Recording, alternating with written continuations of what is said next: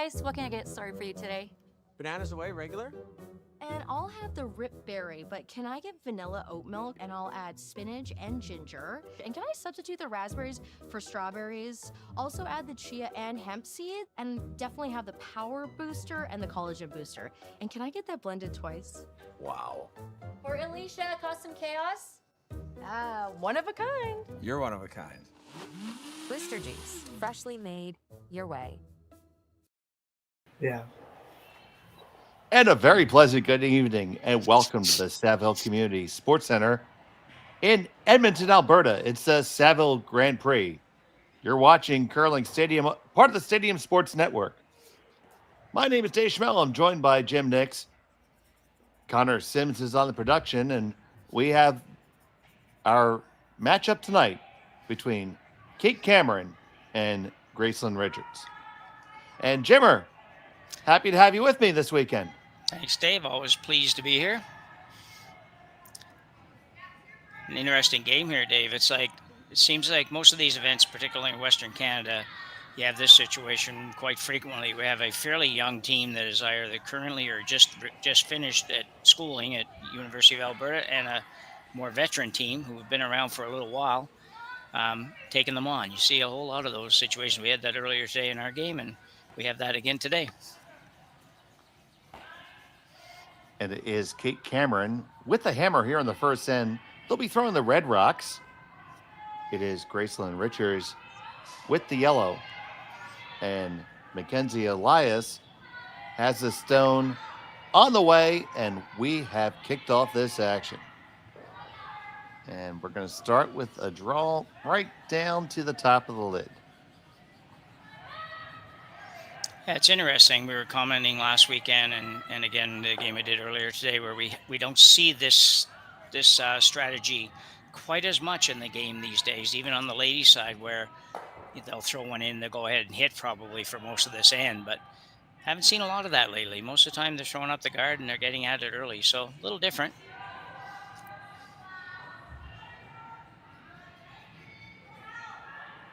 Here's Rachel Jakes, the sister of our colleague Ryan. Yeah, I saw Ryan's name, I think, somewhere today. I don't know where he's playing at. Maybe he's here, but he's definitely playing this weekend somewhere. Well, if he's playing here, he's made a radical, no a radical life choice. Yeah, which sorry would be about fine, and if that's a choice he made, we would fully support him. Yeah, I forgot there's no men's side on this one, yeah. Must be an Okotoks, if I said that right. Better you than me. At least you have your Canadian card to fall back on. Yeah.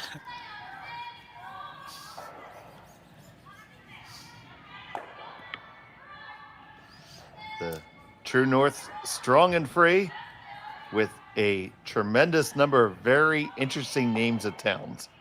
Yeah. Going back oftentimes to the First Nation heritage.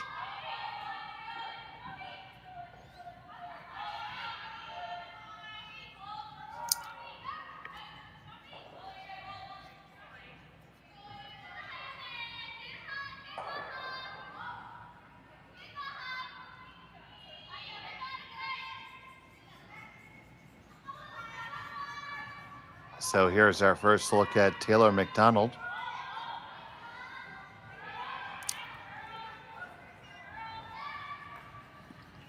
Wearing that very familiar big A, just like you said. Yeah, I think you flipped the seconds around there, Dave. That's Taylor. Oh, Sophia Rorschach. My apologies. Yeah. Well, I was going to be right eventually. Here's our first look at Taylor McDonald. Yeah, these late draws start usually down where I am. These late draws tend to start at 11, 11:30, quarter, 12 at night. So I'm a little more awake at 10 o'clock my time. So otherwise you might have blew it right by me. Oh, I know you're never going to let me not pay for a mistake. Because pretty wide open affair here, and in number one. Yeah, absolutely. So you look at the Richards team, they're 0-1 right now, so they really need this game. They lost to Sturmey in their first game. The Cameron squad is 1-0. Yeah. Both these teams coming off not a great weekend last weekend here also at Saville. Richards, I believe she did qualify, but she was only 2-2 in the round robin, and Kate was 1-3 in the round robin. So looking to be a little better this weekend, both of them, I would think. Yeah, a little bit of tough sledding for Team Cameron for sure. Saw bits and pieces of some of their games. Yeah, pretty solid team that they have there this year. So it's I'd expect them to be. Yeah, it's early. Yeah. And they're out of St. Adolphe or something in Manitoba. I don't know where that is, but I don't remember seeing that name before. So. Yeah, I'd just go with Adolphe for that. I don't know if you had to pronounce the E, but Yeah, okay. Maybe Manitoban can help us out with that. Throw that in the chat. I'll text my resident Manitoban.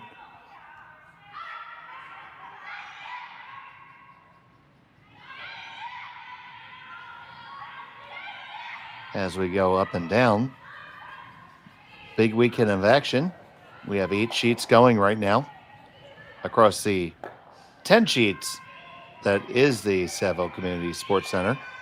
We will be giving you updates on all the different games, and you can catch all those feeds right there on the Curling Zone YouTube channel. Please feel free to interact with us in the chat. Now, you do have to subscribe to be a part of the chat. We'd love to have you there. And if you subscribe, you can stay up to date on all of your teams and catch us all season long. We are looking very, very forward to providing you all the action. So they're going to hang on. So I'm being told that St. Adolphe is just south of Winnipeg. Okay.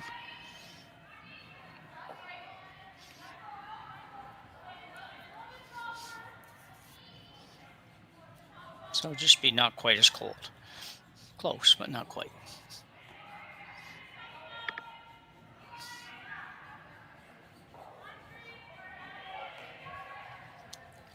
This takeout's a little bit further outside.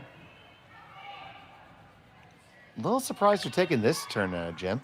Yeah, not too many teams do this. You know, the one player and one competitive player that skip level that does play a lot more inside out than anybody else really was Jennifer Jones. She played the game inside out more so than almost anybody else, but a little bit of a surprise, I agree.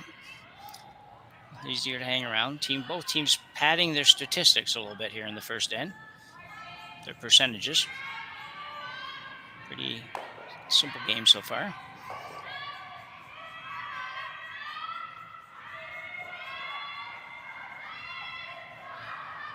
Well, no time clocks here, so they're not banking any time. No.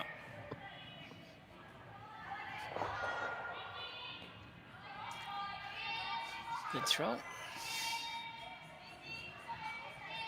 And Team Richards is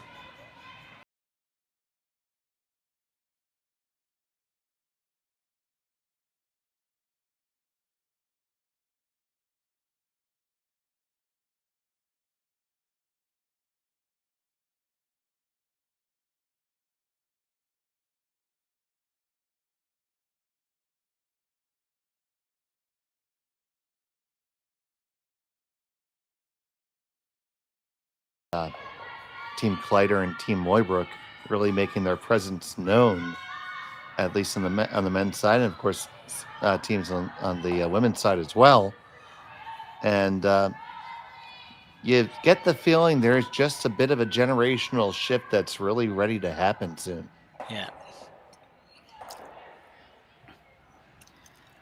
So the question is, who is gonna be the next ones? Yeah, I think there's there's probably, we'd have to have a list or something in front of us, but you're right. I think there's probably 3 or 4 on both sides that you would say are going to be very, very close. Moeybrook, obviously. on the men's side.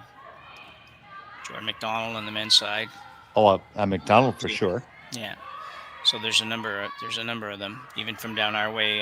The young McIsaac team is U25 this year, but they still have a couple of their guys that are eligible for juniors, so they're really solid.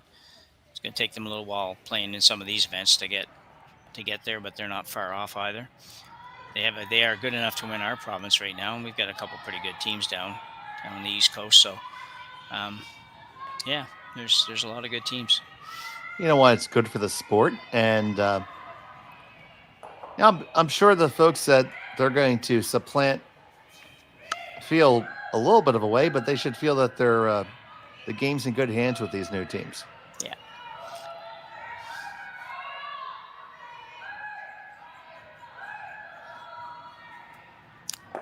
Gracelyn Richards with a chance to just kind of get not that I know they had practice, so they had lots of opportunity, but another little crack at find and draw weight here early in the game. Throwing one to the middle. That does have a slight option of going towards the wings out there in front of the red one. Maybe make the blank just a little bit tougher for Kate, but she's going to she doesn't figure that's a realistic opportunity to do much, so she's going to come to the button.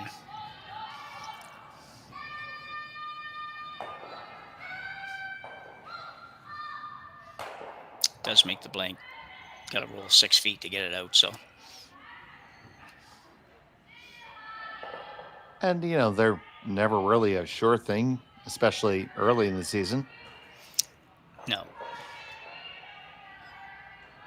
So, Richards. Rochuk and Jakes in the broom. Yeah, going pretty hard on this, actually. Looks like they have a pretty good feel for it. Yep. Top 4. Yeah, nicely swept too. The inside sweeper stayed on it pretty much all the way down. And the cheerleader sweeper just kind of encouraged her along. It's my favorite kind of sweeping. Yeah, me too. So here comes Kate Cameron.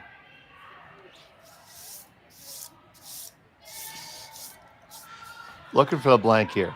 Yeah, and Kate can throw the high hard one pretty good too, so she'll throw a little extra oomph on this, so that she rolls out. It's a big shot. It seems like such a simple shot, but you play basically the whole end to be in this position, so you don't want to do anything like stay on this last shot for sure. So she spent obviously a very long time as a third before skipping a team herself. Final stone of the first. They picked this one up right out of her hand, trying to get the blank. Get the hit, not gonna get the blank. It'll be a single point for Kate Cameron. Richards will have the hammer in 2 when we come back. Hey Ben, what's the Aztec Safety online e-learning website again? Yeah, that would be aztecsafety.com. Fire extinguisher and firefighting, we'll send that one to Paul. Ah, now here's a course I should probably take. Conflict resolution. Power line safety. Yeah, I thought it might help me with my line calls. Did you know this Aztec website has over 100 safety courses? Jeez. Aztec Safety online course. Ground disturbance. Could have used that a few seconds ago.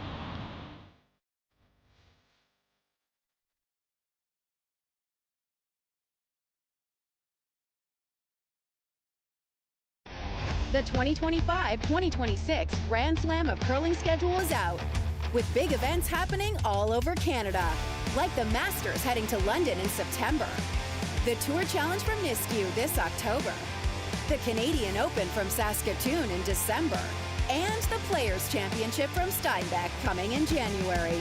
Early bird weekend and full event passes on sale now at gsocktickets.com. Let's rock.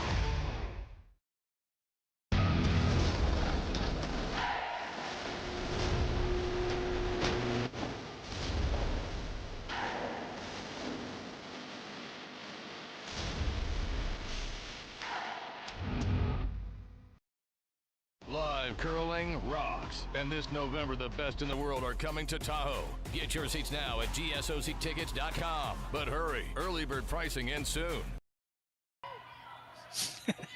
Welcome back here to the Saville Community Sports Center. It's a Saville Grand Prix. Happy to have you with us this evening. From wherever you are, welcome to Curling Stadium. Cameron with the missed blank attempt, end up with a single point, and now it's Gracelyn Richards with the hammer here in end number 2. They're throwing the yellow rocks. I'm Dave Schmel. He's Jim Nix. Connor Sims is on the 1s and 2s, and thank you for being with us.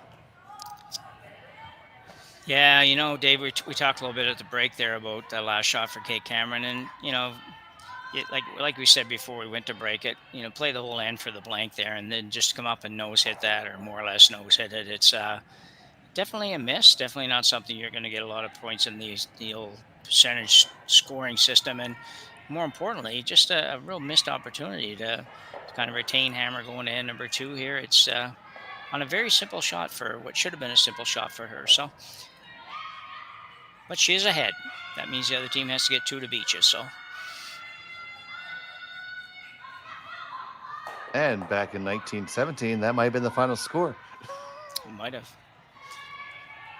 I played some 2-1 games. Never played a 1-0. So I played some 2-1 games in my younger days for sure. And it was not 1917, but it was in the late 60s or early 70s or something like that.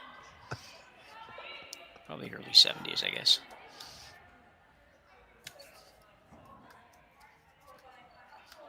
So we have split centers here. Yeah, interesting position for those Red Rocks for this is not a setup that we see very often anymore, especially now the no tick rule has become in. People like to live and die by that center line. Yeah. So it'll be interesting. This is going to be a little bit of, for lack of a better word, throwback end.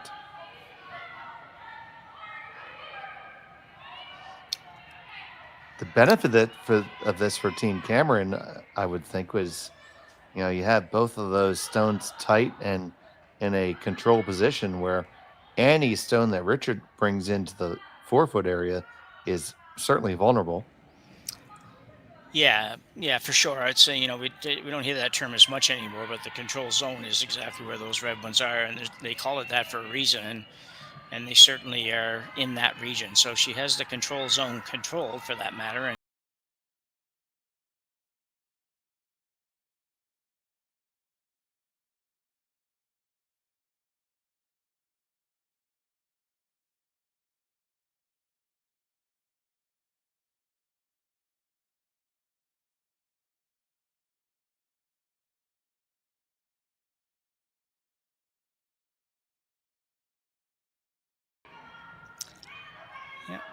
Richards gets that same opportunity.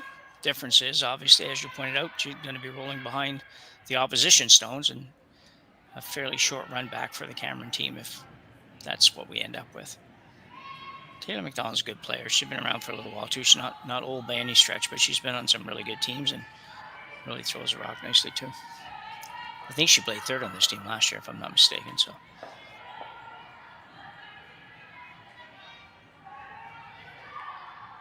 Brianne didn't join this team till March of last year, so the season pretty near over when she came on board.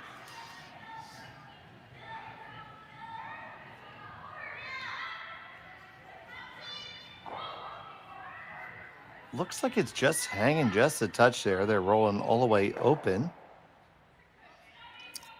Yeah, not a terrible roll by any means via Richards with hammer. Get it out there where Kate has to do something with it. Yeah, second game today I've seen here on this sheet 3. And just seems to be maybe just a hair straighter coming home that way. Yeah.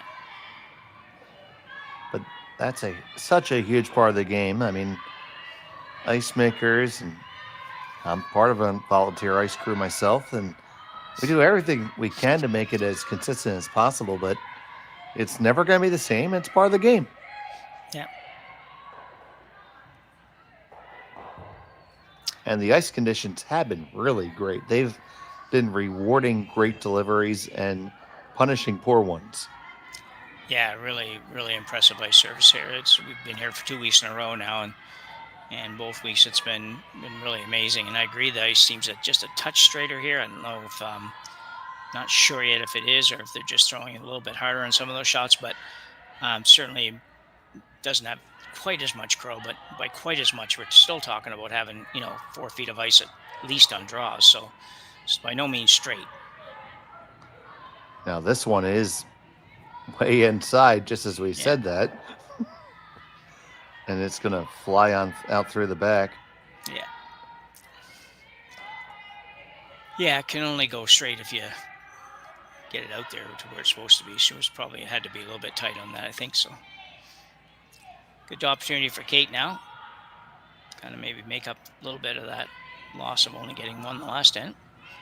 She's coming around here, but if she is, it's an indication of what you just referred to, Dave, where that's not a lot of ice compared to what we've been seeing for draws to that area. Normally they're out in the middle of the 12-foot for this shot.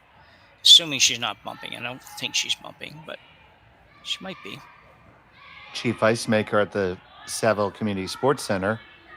New this year is Cody Hall, coming over from BC. Oh, okay.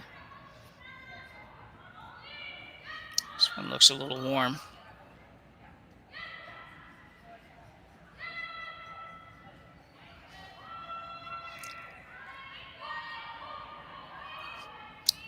Yeah, not a good throw for Brianne. There's a good opportunity there.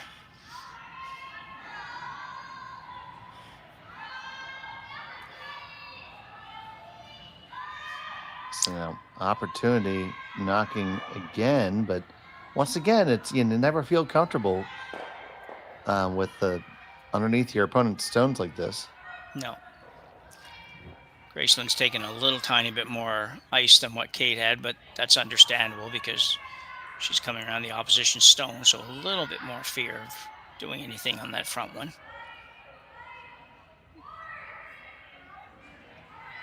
This one does need to come around, and it also needs some gas. Yeah, I think the line's going to be pretty good if she can get far enough. Squeeze past the guard just by a whisker and come all the way down to the top 8. Well-manned shot, but here you see that short run.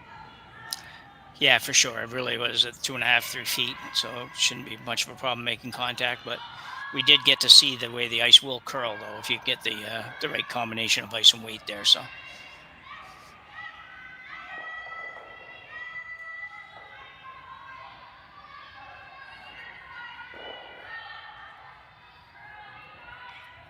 Trying to walk this one over just a hair. Should make contact. Oh! Okay, well, I didn't make a liar out of me. It made contact. Yeah. Yeah. Yeah. Yeah, we'll just have another look at that. I would have thought that she would have too much trouble with this. It looks a little bit like she just maybe set it out a hair on the release there because she was on the center line or close and released it out to the broom, which ended up resulting in it running a little straighter and, as Dave said, making contact, just not a whole lot of it. This end certainly bouncing back and forth as far as potential advantage for these teams.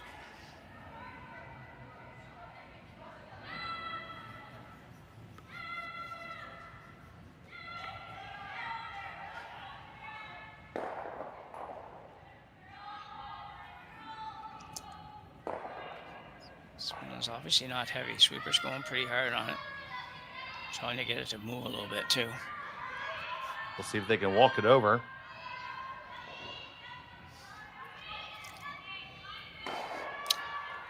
I think players today are, with so many of even curling club ice conditions being so much better than they used to be, and lots of curl, and it just seems like everybody kind of throws it out to the broom a little bit. Everybody kind of inside outs everything, and obviously not everybody, but a lot of people do. And if you have, like that one, if you have to go hard on it, then it just doesn't get a chance to move the way you think it would move because it runs so straight for the first probably third of the sheet, half of the sheet.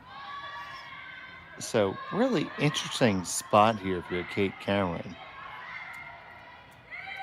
So you could you see a bit of that yellow rock. You could chase it for sure. Yeah. Is there ever a world where you get, I don't know, maybe a little aggressive? Because there's not really a yellow stone that goes square into the 4 foot. Maybe a draw or raise of some sort. I mean, Yeah, I'm not exactly sure what she's playing either, Dave. I don't see the I run think backs I think she's throwing a missile to pick it. to pick the yellow. Wow. Okay. I would think something like I would just probably play some kind of bumper weight on that red, and like not bumper board weight, but just tap it up a little bit. Maybe tap it, angle it into the 4 foot somewhere there.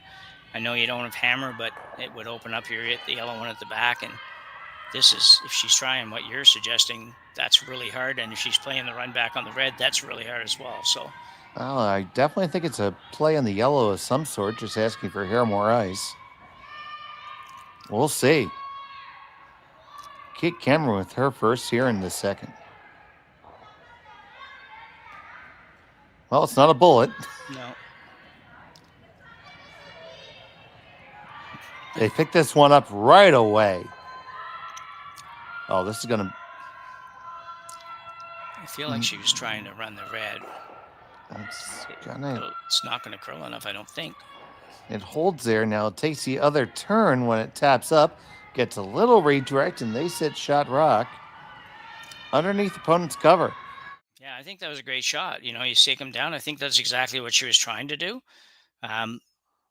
I wondered at first if I thought maybe she might be a little heavier than that, and they just didn't let it curl quite enough, but it was perfect weight. So I think a great shot for Kate Cameron there. You see, and that's the thing about curling stones. When you raise a stone, the stone you raise takes the opposite handle.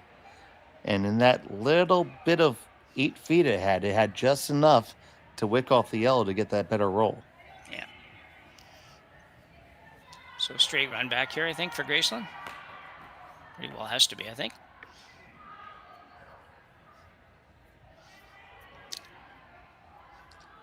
Anything less would be uncivilized. Yeah, it's kind of like it's a great shot by Kate, but Richards has a chance to really put her under the gun here by making this one. And then we throw another good rock back, and we possibly have a blank end. Yeah. This one is really over close. curling just a touch, but not bad at all. Very nice. So, gonna take another look at Jim. Yeah, with a little bit of just firm weight here, and obviously if you can throw the up weight a little bit, at least you can hold it there dead straight. Sweepers held it there perfect. I thought it might curl a little too much on them right here, but they had it figured out pretty good, and just a beautiful shot by Caitlin Richards. So, foreshadowing coming true here. We're going to now run the red in for the double. Yeah, a series of Kate makes this. We got a pretty nice little series of shots there. I know Connor and I had a game like this once last season where we just kept on saying, you know what? These guys are good. Yeah. Big shot here, though, Dave. Oh, you have to make this.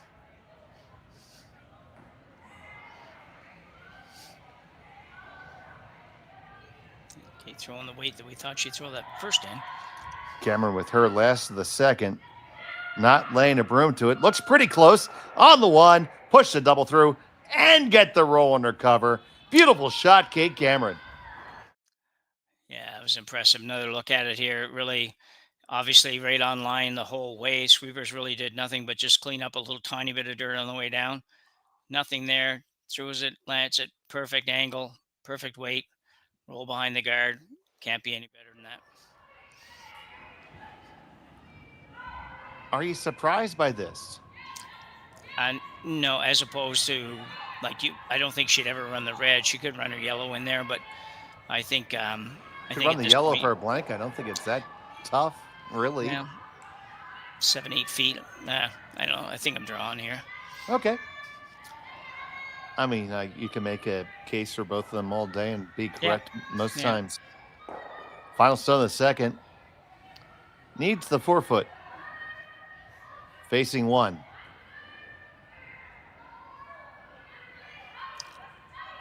Rochuk and Jakes trying to make sure the weight is right. This looks really, really close to that high guard. Got to get past that top guy. Passed it by a sliver. Does it have the juice? It does. A well-thrown shot, well brushed, and we're all tied up after 2. Cameron will have the hammer when we return from Saville. You're watching Curling Stadium.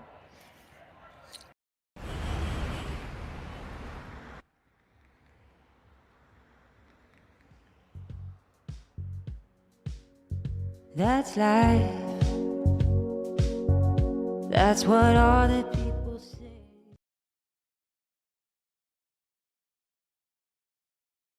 Hey guys, what can I get started for you today? Bananas away, regular? And I'll have the rip berry, but can I get vanilla oat milk and I'll add spinach and ginger? And can I substitute the raspberries for strawberries? Also add the chia and hemp seed, and definitely have the power booster and the collagen booster. And can I get that blended twice? Wow. For Alicia, custom chaos? One of a kind. You're one of a kind. Blister juice, freshly made your way.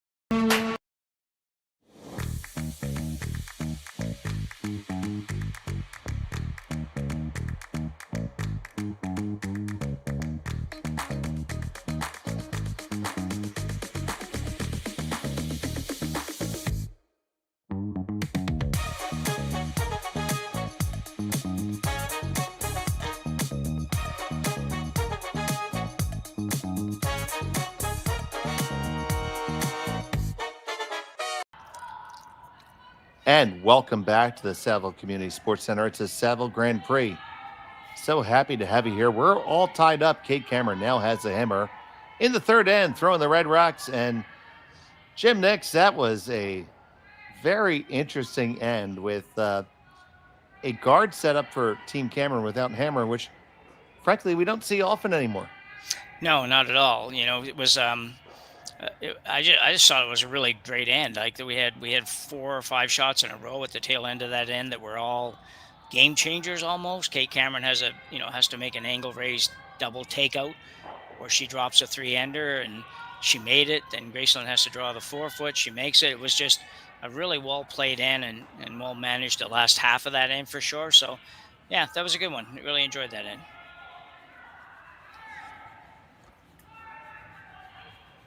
So coming back here, it is Richards with the tight guard. Cameron's first stone slips into the rings. And we went from being potentially full of offense to a little bit more conservative.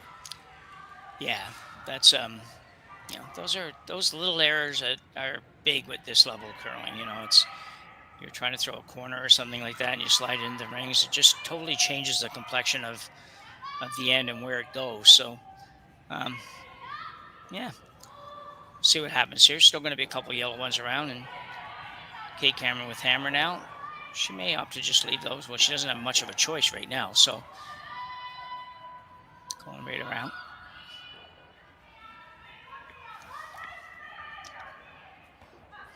Yeah, sometimes, you know, it's very important to realize how important the front end is. And I know one of our big coaches here in the U.S. and at our club, Wayne Anderson, he always takes stock after second stones and says, you know, what team's a +1 here right now?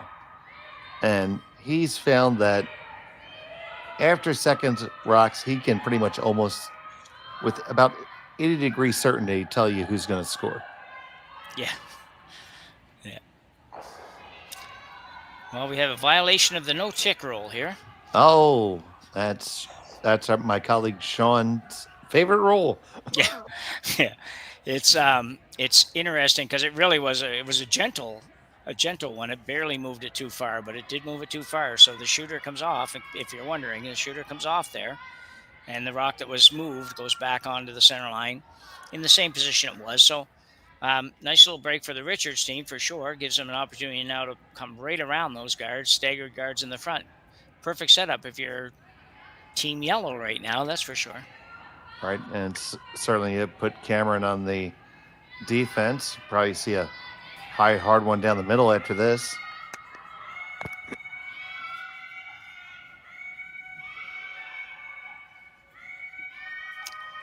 Yeah, I would think.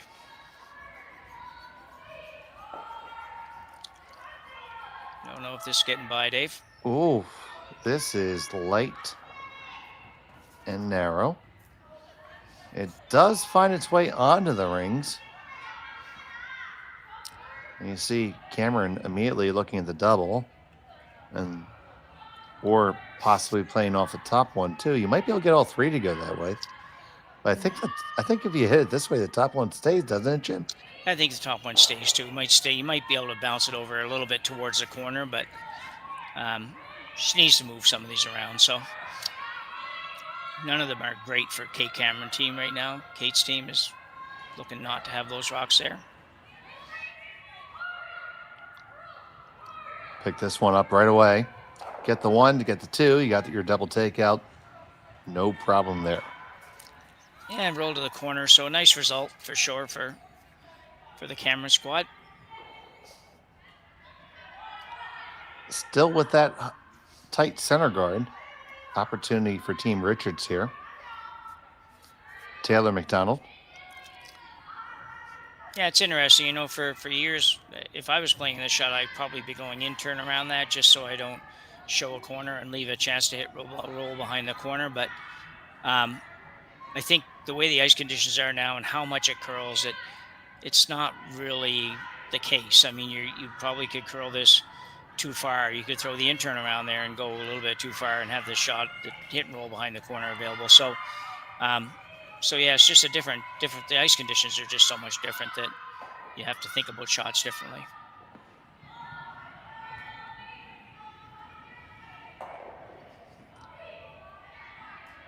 This one is going to clear the guard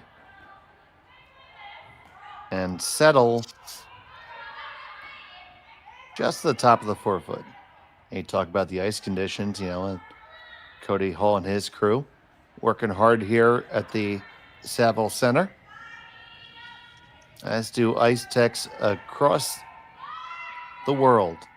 So with the new season upon us, Jim, on behalf of every ice maker in the world, buy a new gripper, please, and thank you. Yeah, grippers can be a problem when they start to break down, and if you're playing a fair bit, you pretty much got to buy a new gripper every year. And nice looking shot here.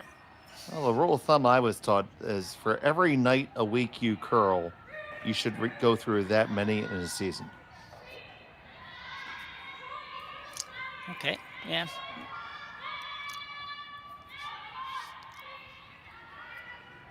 And if you refuse to do such a thing, do not ever complain about a pick. Yeah. Yeah.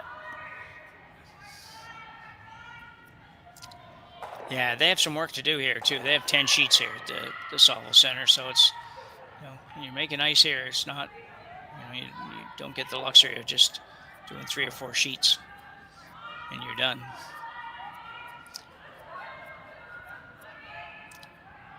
This one's out there a bit. Definitely kind of set this out. One thing I talked about with our, let's see where this settles in,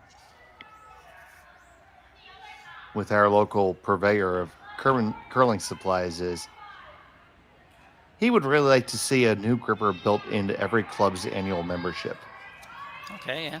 And it's just issued. Yeah. Period. Yeah, that's very interesting, actually. I don't know what would, I'm trying to think of my club, whether or not that would fly, but it's just some people have to adjust to. That's kind of interesting. I don't know. What's the downside? I mean, it's really tough to figure one out. Yeah.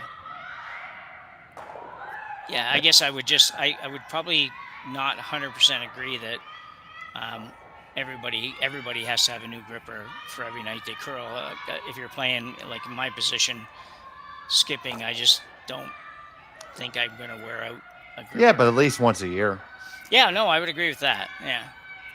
If you can set a bare minimum to where we're helping the ice crew out a little bit. Yeah, yeah. I don't think anybody would argue that you need less than one gripper a year. No. No. Brienne, slide to the back here. She's having a little trouble with the draw weight so far, but she's a little heavy the last end, a little heavy this end. Yeah, that'd be interesting, Dave. I don't know. It's something. It's like one of those things that would be.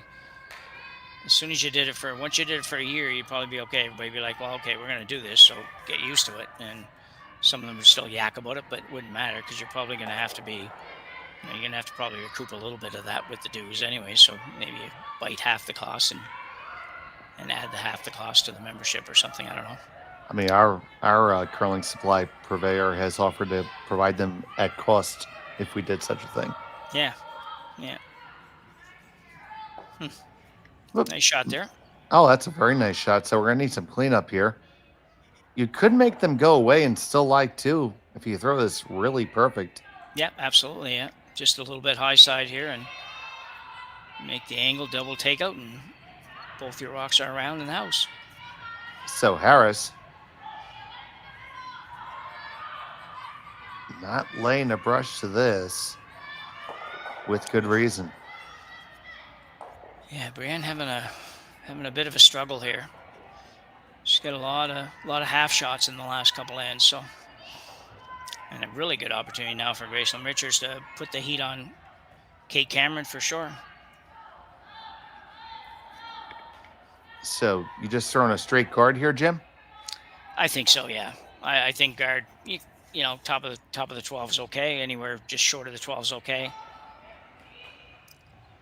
Right in front of that one on the biting the top of the 4 foot, I think that'd be perfect. Be interesting to see what Kate played after that. I'd like Come to a little see. deep, she probably hits it, but if you stay out there a little bit, she's probably going to draw around. Yeah, I know with the type of weight she's capable of, I'd hate to give her any type of runway for that. I want to make it a little bit tougher. But we'll see. Yep. Gracelyn Richards. Edmonton, Alberta. U of A. Her first of the third. We saw Gracelyn make a perfect draw last end to score a point, so she's probably going to be pretty close to exactly what she wants here. Saw her play a lot last year. Was very impressed with her as a skip. So. Well, this is certainly high. They need that last scrub. Okay. Not perfect. I think it's she would like got a little tiny bit more curl out of it, but I think Kate has to. I think she kind of has to ignore this coming around. She could go. She could play the hit on the intern, I suppose, and sit 2-3 or 1-3. Yeah, where that guard ended up, it leaves you tempted to do a lot of different things. Yeah, and the guard's out there quite a ways too. It doesn't really look like it on the long view, but when you look at the overhead, it's out there quite a ways. So you can certainly get enough of this rock to stay. And if you don't do anything else, and Gracelyn goes down, just hits and stays, and you've got a much easier shot for one. This one gives you a bit of an opportunity to maybe think about a 3-ender. Come around is a great shot. Come around top of the button, fully bury would be a great shot, except for the fact that it would be gettable with a little tap. And if you ever don't make it, then you are in a big pickle. So.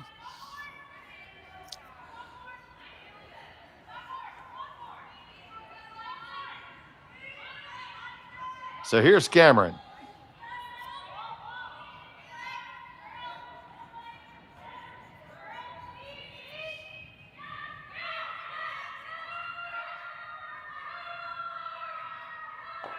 Oh, just gets around the guard, makes a hit, redirects off the back, lies shot stone. After all that, I can have another look at this. This is really, really close to the guard. I'm just a bit surprised. We can't hear, so just sneaks it by.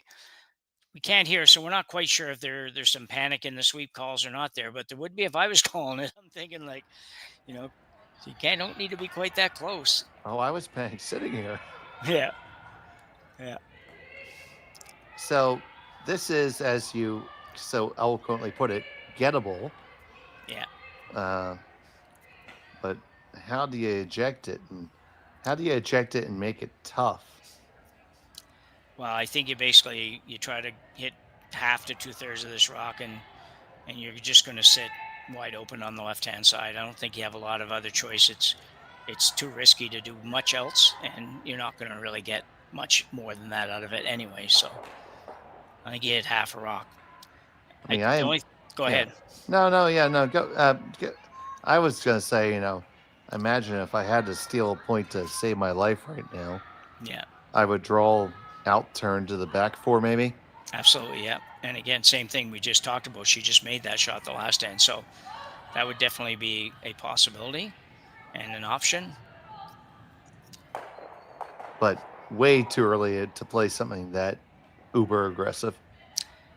Well, I think so. I think you do run a bit of a risk of a deuce if you play that. And, everything's a risk if you miss. But if she makes it, she's not going to give up anything more than one. So on this really hard, though. Yeah, they picked this up right out of her hand. It is tight to the guard. Can they hold it past? Can they hold it past? Will they hold it past? No, they won't. That's going to be a free draw for 2 for Kate Cameron. Yeah, and she'll be having a little look here to see if there's a way to get 3 here. It doesn't look like there is, I guess. I thought I didn't have a real great look at the back yellows to see whether or not you could. Well, Connor's going to give us the overhead. Yeah, it would be. You'd have to be too close to your red, I think. That'd be downright scary. Yeah. But hold on, is she considering it? I saw that broom. Yeah.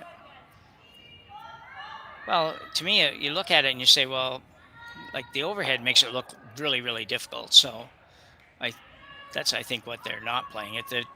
The long view that we're looking at here, where we just see Brianne in the house, is it does look like you could come by your red one by an inch or inch and a half or so and hit the other one pretty full, bounce over and maybe score 3, but not worth it. If you ever ticked your own on the way by, you'd be giving up 2. So. Well, this doesn't look like draw eyes, Jim, unless she's coming all the way around the open side, but we'll find out shortly. Yeah, it's got to be a draw, I think, Dave. It's just drawn to the 4 foot on the opposite side of where Brianne is. Okay, there you go. Yeah. Final stone of the third. 1 in her pocket, just needs the full 8 foot.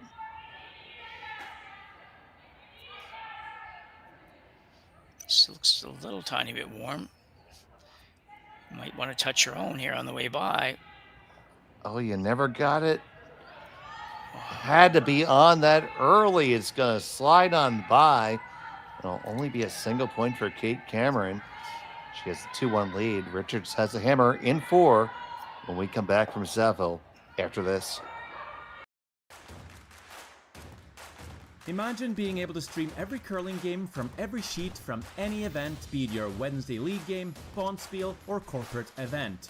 Curling Stadium offers an all-inclusive streaming solution featuring high-quality cameras, ease of use, great reliability, and minimal installation.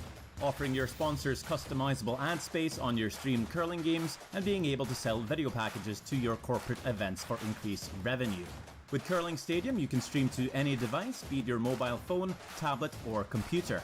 Push the feed to your desired platform, be it Facebook, YouTube, or any other social media. Curling Stadium is simply the way forward. Where it's commonplace in other sports to televise every game, we want to do the same. Curling is a global sport, and it's time it gets the coverage it needs. Make your curling club the next Curling Stadium. The rock faces around Lake Tahoe are legendary. But this fall, new ones will emerge in the Tahoe Basin. Pullman, Mowat, Gushu, and more.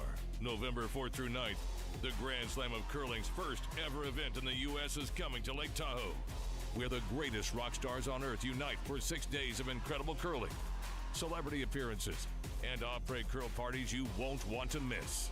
Get your tickets at theGrandSlamOfCurling.com. Let's rock.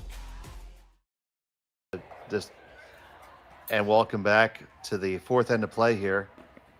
And unfortunate miss there for Kate Cameron there in the third there, Jim. Yeah, a shot that went wrong all the way around, in my opinion, Dave. I think she obviously threw it heavier than she needed to throw it. It was really just a straight draw. She didn't need to split her own or anything to score two. So it was really just playing a draw to basically T-line and threw one that just slid through the house. So definitely heavy, but and again, this is probably early season and kind of a new team and everything else that goes with that.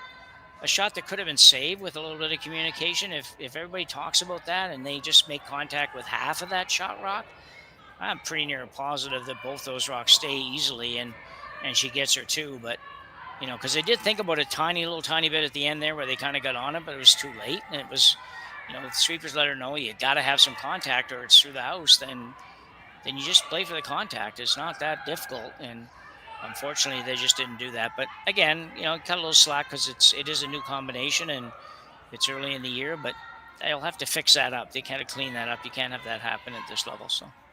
Yeah, and that's certainly chemistry that hopefully, well, if you're going to make it, has to come. Just call it what it is. Yeah. But I have every faith that they will. They're all good players. Just, had to get the flow for each other just a touch. Yeah, exactly. Yeah.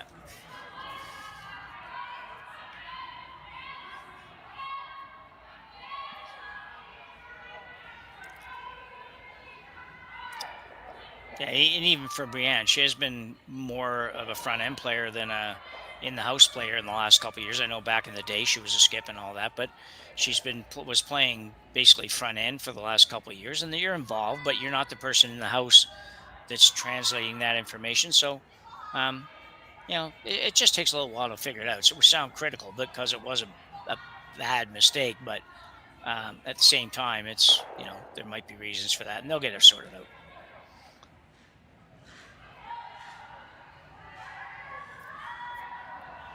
Skips have been very good for the last couple ends, but both of them threw not good shots with their last ones in this end. So neither one of them will be happy with their last throws for sure. Absolutely. For as well as the second end was played, well, the third, let's just move past that. Yeah. So Mitchell, not a bad little setup here right now. There's a center guard, but she's got a couple in, and center guard's really long. Yeah, with hammer and a very difficult stagger. So Cameron just going to play the open one here in the fourth end. This is Taylor McDonald. Any relation to Jake, Jim? I have no idea. Or maybe Connor can chime in if he knows that answer.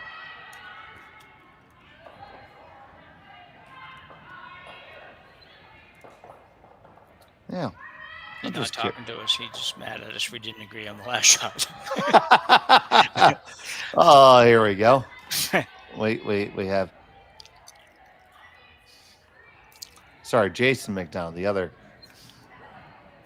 The McDonald that starts with a J. I'm sorry, I got the name wrong. Jordan McDonald, yeah. Jordan McDonald, that one. Yes. I just call him J-Mac. J-Mac, yeah. That probably does. Some other people call him that. Anyway, same answer, though. I have no idea. Yeah. According to his teammates, he does. They do. Yeah. So,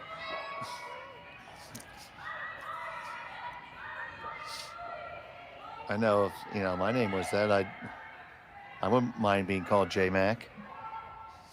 Sounds kind of cool. Yeah.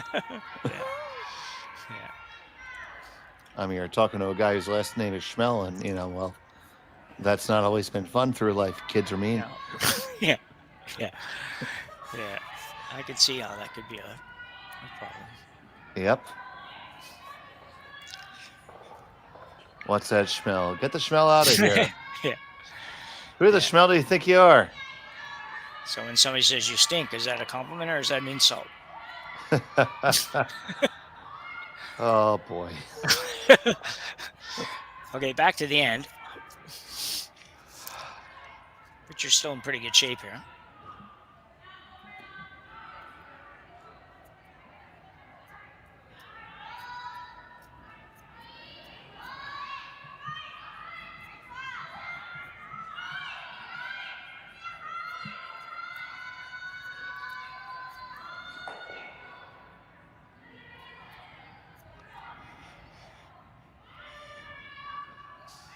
We're going to get this hit and roll open and out. Ooh, didn't want to do that.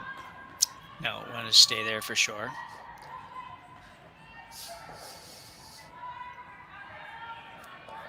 So, okay, going to go to a little more offense here.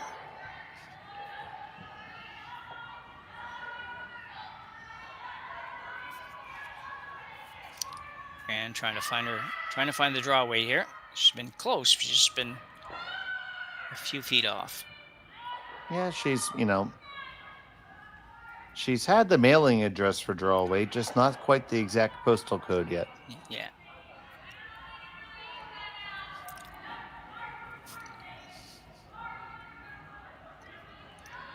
This one's probably going to reach the sender pretty well there, Jim. Yeah. Yeah, it's much better effort. There you go, Brienne.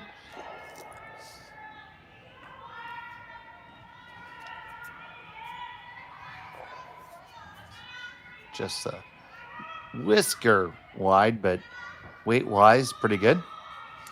Yeah, it just releases overall here tonight. You're just not 100% on. There's a lot of rocks that they're just being popped out a little bit and not reacting the way they want, and then some of the other ones that are just kind of coming across on them and having a hard time getting by guards. But again, everybody will figure that out. It's just they haven't had a lot of time to practice. Even here in the Saville Center, they're not quite open all year, but they're open long, but they're not quite open all year. So this one is way out. It's all the way in BC. Yeah, that's not a good throw. Did not make it back. Cameron now in a great position with only 3 rocks each to come. Could come right around here. Some teams might come right around this, but they're going to have a little chat about it. And we have our first mound visit.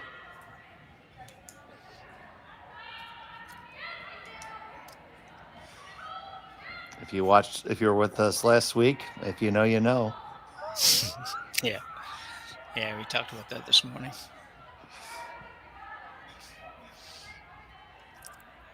So she kind of likes corner hooking that one in the 12-foot. Yeah. That's certainly not the worst. I mean, for myself, I don't mind coming around the other turn and coming in. And I think with the way the ice is finishing, if you throw a really good rock, they're going to bring the whole team down now. You could be basically on the center line, frozen to your own. Not a good angle to run the yellow in. No, are you thinking about, when you say that, are you thinking about coming around in turn? Yes, I am. Oh, are you? Okay, yeah. I think it's possible. I mean, I'm sure it's surely not easy. I think the outturn just carries a hair more of a downside if you were ever to miss it. Yeah. It's a little more. Yeah, so you get a little more out of it on this side if you're depending what you're going to play. You got to figure out the shot first. If they're going to play a straight guard, then I think obviously it's going to be outturn. And timeout's been called. So coach this year for this team is Derek Samagalski.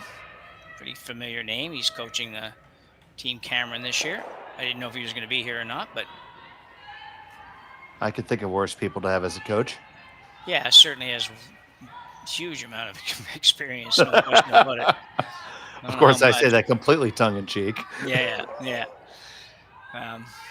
Yeah, a lot of these teams, you'll see who they they do go for coaches that they're more interested than I feel anyway, more interested in the proper strategy at the proper times than they are, technical teaching ability, if you will put it that way. Yeah. So. Well, I think the game has evolved to the point where most of these players are fundamentally sound. Yeah. In terms of like the blocking and tackling their deliveries, they can almost figure that out themselves or amongst themselves. Yeah. But it's really the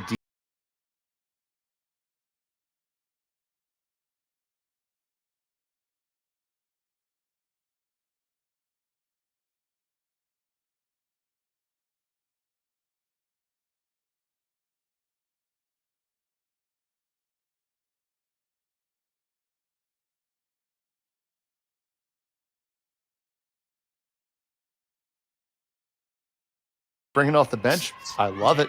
Sign me up. So it looks like we're playing that sort of corner on the top yellow.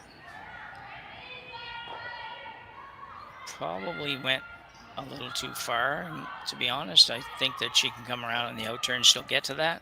Yeah. Yeah. She may not be able to remove it. She thinks she might be able to, but got to be a little careful. You definitely don't want to slide by on this one. No, I agree. And this is that exact same path that we think might be just a skosh straighter. Yeah. She's definitely going with enough weight to move that right out of the rings, Dave. She only got, what, a foot and a half of ice or less.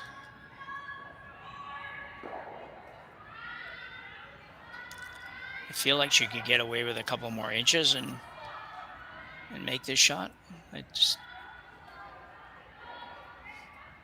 But after watching the last one, she might be a little nervous about that too. So you can see how she does. She does tend to slide center and slide and throw out to the broom. It's interesting. Looks pretty good though.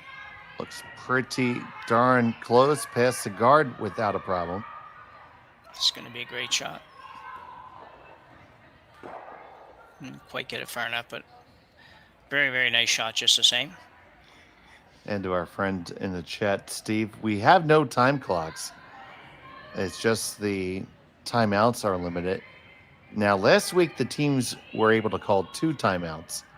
Not 1,000% sure on the rule this week. I'm not either. It's I don't know how much it even matters, to be honest, because last week when we did a couple of those games, the teams don't bring that up. No. I was just gonna say they would talk about it for 4 or 5 minutes and then call the timeout. So sometimes we'd be better off with them just having multiple timeouts and get at it right away. Just say, well, you can have 2 timeouts or 4 timeouts as long as you call them within 10 seconds after the rock stops or something. I don't know. It makes the process go faster, I think, sometimes. So. You know, as much as I didn't want the pitch clock in Major League Baseball, yeah, I like it now. Yeah, and I think you're not alone. I think a lot of people feel the same way. I didn't know how well it would work. I still don't quite understand exactly how it works and works so efficiently. So, I don't know what the sounds are when you get them. So that brings up something else I'll ask you about in a minute here. We discussed in our morning game. Well, you discussed it with somebody else. You didn't talk about it with me. No, I know. You weren't there. That's why I'm going to talk to you about it. All right, sounds fun. So that one is a little tap back. It is still Team Richards line 1. And, well, before we talk about whatever is a pressing issue, which is burning at your soul. Oh, no, we can do it. We can do it at the start of the next stand, actually. Yeah. This is more interesting right now. Yeah, tough situation here for Gracelyn Richards. How do you get your second shot in here and at the same time not leave yourself vulnerable to Kate just moving that rock up 6 inches and not ever being able to get it out? Do you try to throw back 8 maybe and just, because the guard is a long way out. It is. From the long shot, it looks like it's close, but it's not close. Yeah. Well, we just saw her basically come around that guard and tap the rock to the back of the house. It didn't finish radically after it got by, but I think you can probably get there, Dave, to your point. I think you can do that. The other thing is, and she's looking at now, is do we go in turn right around to the top of the button, say, I'd be sitting 2, and that's good. It just scares me leaving that red one there. So she may decide to just guard this up, to be honest, and see if she can figure out how to get 2 on the next shot. Do you ever play the in turn around the high one onto the yellow in the 12-foot into the red? Yeah, interesting. I think it's one you talk about and say, well, that'd be kind of neat and good shot, but nobody ever plays. I just think it opens things up, maybe not quite the way you want. And if you don't make it perfect, I don't see that you're going to get what it's going to do for you. You're thinking about throwing enough weight to go yellow, red, and move the red? You must be. Yeah, I was thinking maybe back 12-ish. Yeah. Well, it'd be interesting. I don't know. I don't see anybody playing that shot, but I can't give you a real reason why, other than I just think you leave yourself too vulnerable unless you make it. And it's not an easy one to make. So this looks like a guard attempt of some sort. Well, from where I live in the Northeast, we have lots of diners. And if you've ever been to a good New Jersey Greek diner, the menus are about 12 pages long. So I just want to make sure that you can read the whole menu. Yeah. Okay. Well, that's certainly a guard. That's way out there, guard. I don't know what they did for you. I don't know really what it guarded. Yeah, it's kind of baffling to me. I don't see that it guarded anything. And I love what Kate Cameron just referred to, but now they're going to the other side. I don't see this shot either. I think the outturn little tiny tap on that red is set up almost as good as you could get, isn't it? That seems like the shot all day. I mean, yeah.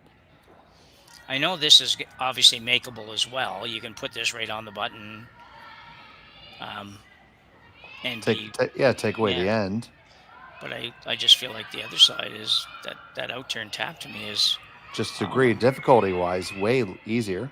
Yeah, I think you've got lots of wiggle room with that shot for sure. So, no, this shot too. As long as you're not heavy on this shot, you're going to make it nearly impossible for Gracelyn to get her too. So, well, just don't be heavy. Absolutely. Kate's going to make a liar out of both of us and just weld this on there. Yep, she just might. Her final of the 4th.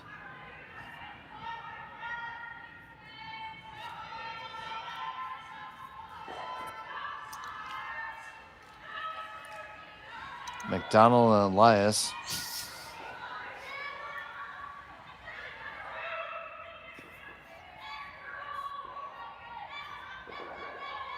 Just a skosh heavy, Jim.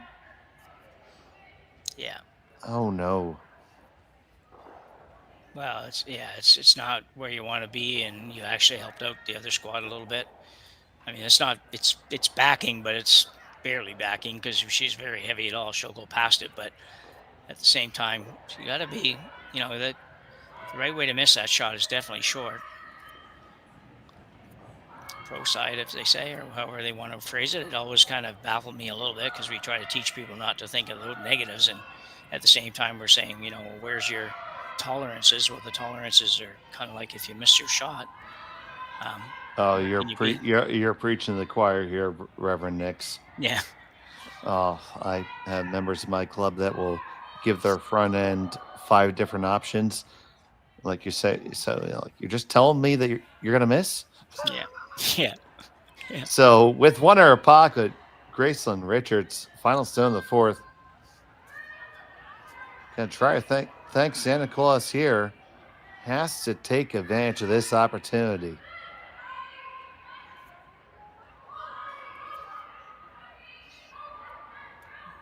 Looks to be plenty of room past the guard. Walking over nicely.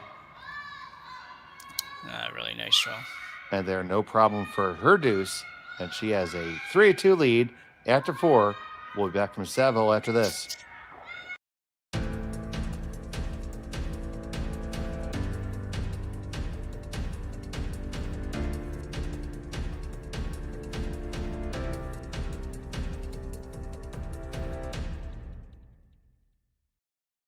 For over 20 years, the Sandra Schmirler Foundation has granted more than $9 million to hospitals across Canada for life-saving equipment for premature and critically ill babies.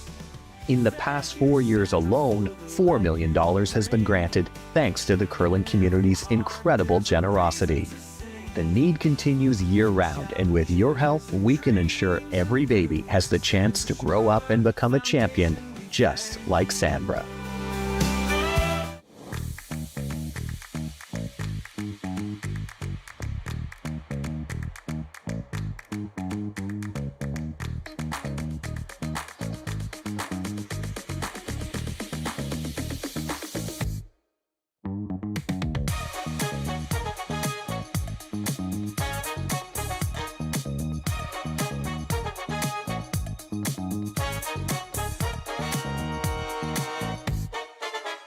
Welcome to the RockShop.net, the official store for the Grand Slam of curling. Whether you're looking for the best hats, stylish clothing, fun toys, or unique accessories, the Rock Shop has it all. Shop online anytime at the RockShop.net for exclusive Grand Slam of curling gear, or come see us in person at your next event. The RockShop.net, where fans find their favorite curling gear. Live curling rocks. And this November, the best in the world are coming to Tahoe. Get your seats now at gsoctickets.com. But hurry, early bird pricing ends soon. Fourth end break. It is Richards with the 3-2 lead over Camera. Jim Nix, you got scores from across the barn. Yeah, we do. All these scores are basically in or after 4 ends. So we've got Plett leading Halfley tied with Halfley 2-2. We've got Selena Sturmey up 5-0 on Steele. Hilker's up 3-2 on Wang. Reese Hansen is up 4-2 on McNamee. Park is ahead of Kitazawa 4-0. Skurlink and Miura, might not be saying that one right, 1-1. And Theveno's up on Hansen 4-2. That's all of them across the board. As you all caught up, and we'll be back with you for the second half from Saville after this break. Imagine being able to stream every curling game from every sheet from any event, be it your Wednesday league game, bonspiel, or corporate event. Curling Stadium offers an all-inclusive streaming solution featuring high-quality cameras, ease of use, great reliability, and minimal installation. Offering your sponsors customizable ad space on your streamed curling games and being able to sell video packages to your corporate events for increased revenue. With Curling Stadium, you can stream to any device, be it your mobile phone, tablet, or computer. Push the feed to your desired platform, be it Facebook, YouTube, or any other social media. Curling Stadium is simply the way forward. Where it's commonplace in other sports to televise every game, we want to do the same. Curling is a global sport, and it's time it gets the coverage it needs. Make your curling club the next Curling Stadium. The rock faces around Lake Tahoe are legendary. But this fall, new ones will emerge in the Tahoe Basin. Pullman, Mowat, Gushu, and more.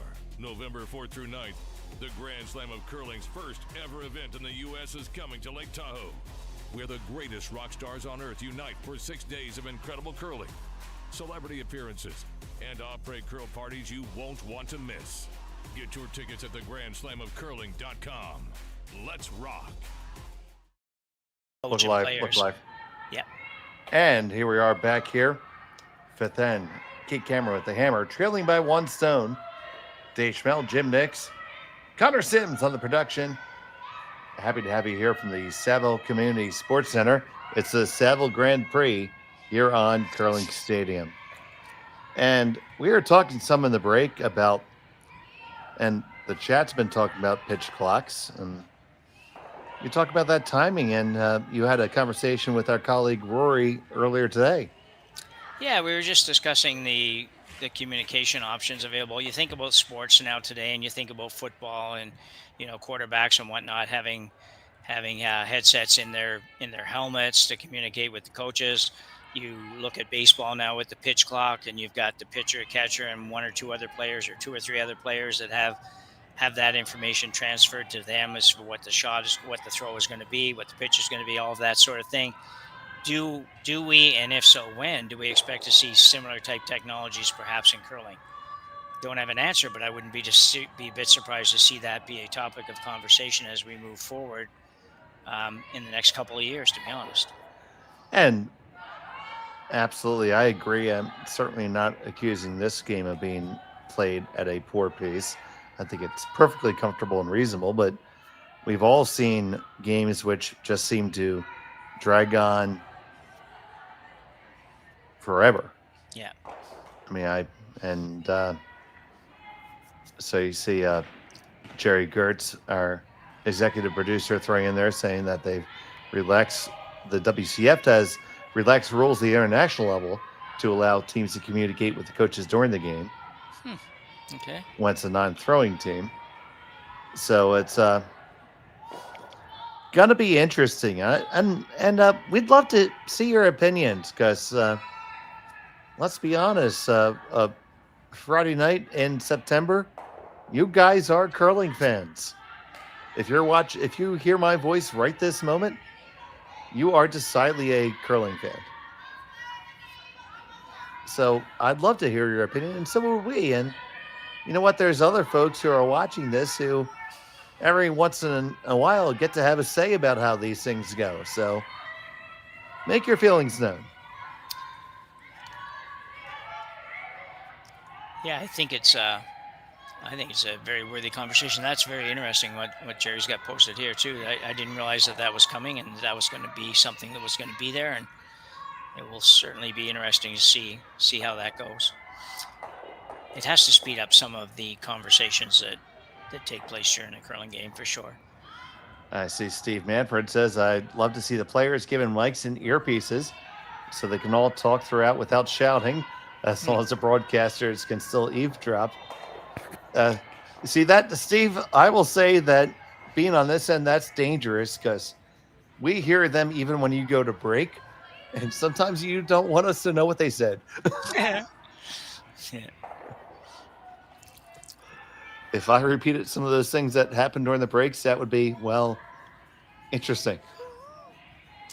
Yeah, it is nice to be able to have and hear that communication, though, in events that are mic'd and where the players are mic'd and stuff. And that's a lot. I'm sure that's a big investment and difficult to pull off it in our broadcast, but it is a nice feature when events have that.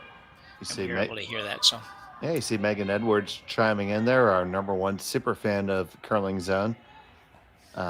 Said she watched an event years ago where they muted the team discussion. I know I was working with our colleagues in Europe at the World Juniors, and well, my biggest job while I was running audio was to make sure I prevented language that was not safe for family television from getting on the air. Yeah. I guess that is kind of the concern for sure. Or one of the concerns, I guess. So Richards at last end did pick up a 2. We were just kind of chatted our way through the first 5-6 shots here, but not very much happening anyway. Picked up a 2 that was, she had to make a nice shot to get it, but a shot she probably never should have had a chance to make. So a little slight error on the Cameron's team, and Richards takes advantage and gets her 2, takes a 3-2 lead here after 4. Kind of a interesting end.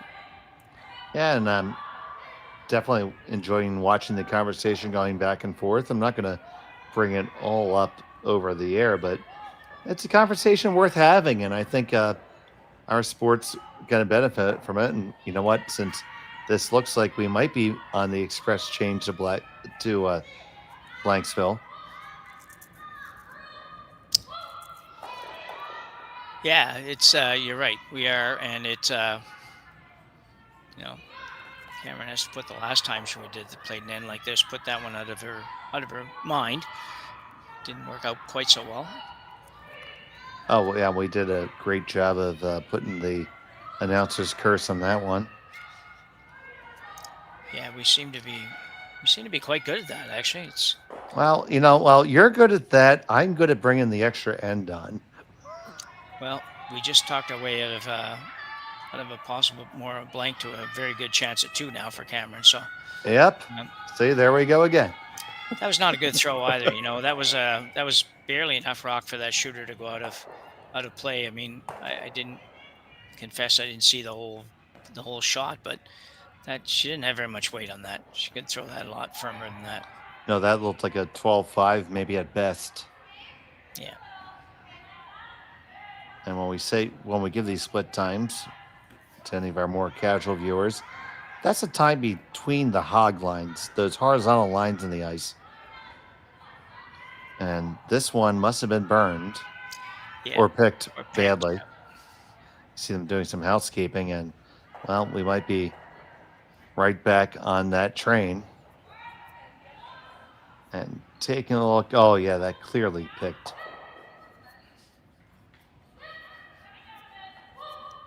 So a chance to redeem herself a little bit. Third stone for Gracelyn Richards. I'd expect this one to have just a little bit more weight. Yeah. There you go. In fact, they're even saying it's a little bit hotter than it was called for. But after it going the one way, that's always the way you're going to make the error. Yeah. No mistake about that one. No, much more solid for sure.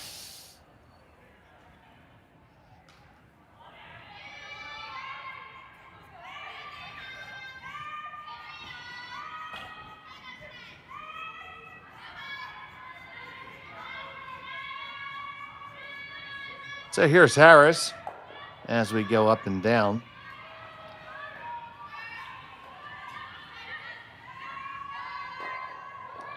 Ultimately, curling, like every sport, has things that you want to get better, make it a better fan experience. Because, frankly, that's what pays the bills. Call it what it is. Yeah. And it keeps the interest of even players.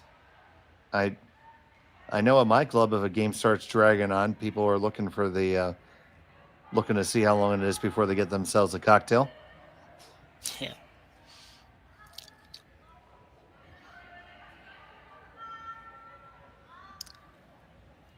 And we have a link there in our chat for those of you who want to watch Brad Jacobs versus Reed Carruthers in Okotoks.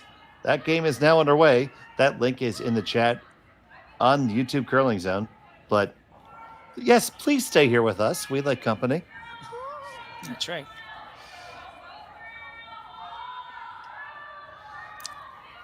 You all have 27 devices. You can watch us everywhere. Yeah. Might roll out here. Oh, might have Oh, stopped. Wow. that's a sneaky shot there. I think it hit one of the large pebbles out there, I think.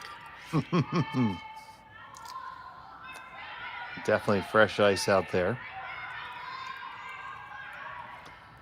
It really depends on the club. I mean, I know as part of a volunteer ice career, we had to make a point to cut down the sidelines a couple times a week. Yeah. Because we don't look to dish our ice. We like our ice curling both ways. But if you're not careful, it will happen.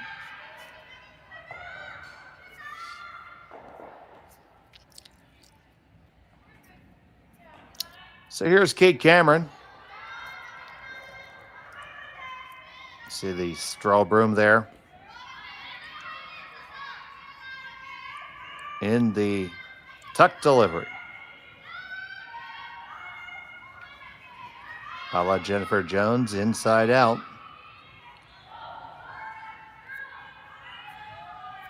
Gets a hit. Nice little roll over into the 8-foot. Well done there. Yeah, I think when you get out that far, Dave, I'm sure that wouldn't be the case here, but I know certainly I've played in curling clubs over the years that when you're not out there very often, and there are some clubs that outside, that once you start getting in full 12 or even a little bit beyond that, it's very difficult to predict what the stone is going to do out there. Sometimes it'll, just drift back on you, and so I understand teams. I understand players when they say, "Well, I think it's safer going out inside out on that particular shot." At least at this point, not having had a chance to really see what it does out there. Nobody practices quite that far out. Yeah, I would think that my general preference is to throw just a little bit firmer than I normally would. Yeah. Just take some of that out of the equation. If I don't slide the broom, well, that's my fault. Yeah. My preference would be to always throw the in-turn. I don't care where it is on the sheet. I'd rather throw the in-turn than the out-turn.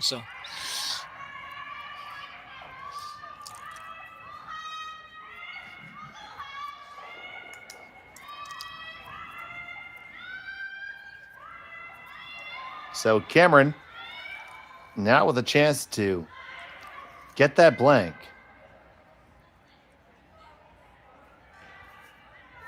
Yeah, and it was important in the first end when she hit and stuck on this shot, but it's even more important now. It says she's in a very, very good position to be going to the sixth end just down one with the hammer.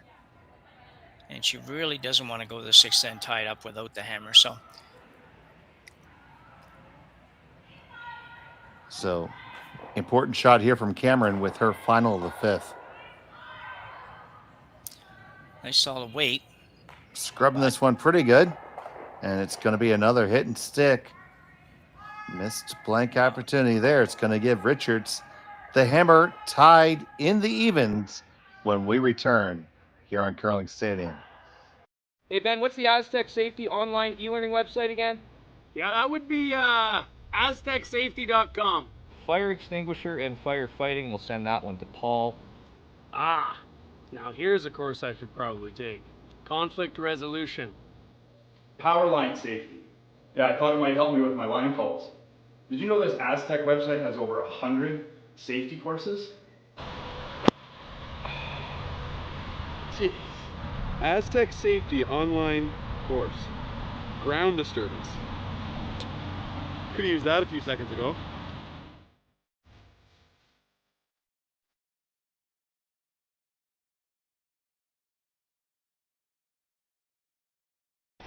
The 2025-2026 Grand Slam of Curling schedule is out, with big events happening all over Canada, like the Masters heading to London in September, the Tour Challenge from Nisku this October, the Canadian Open from Saskatoon in December, and the Players' Championship from Steinbeck coming in January. Early bird weekend and full event passes on sale now at gsocktickets.com. Let's rock.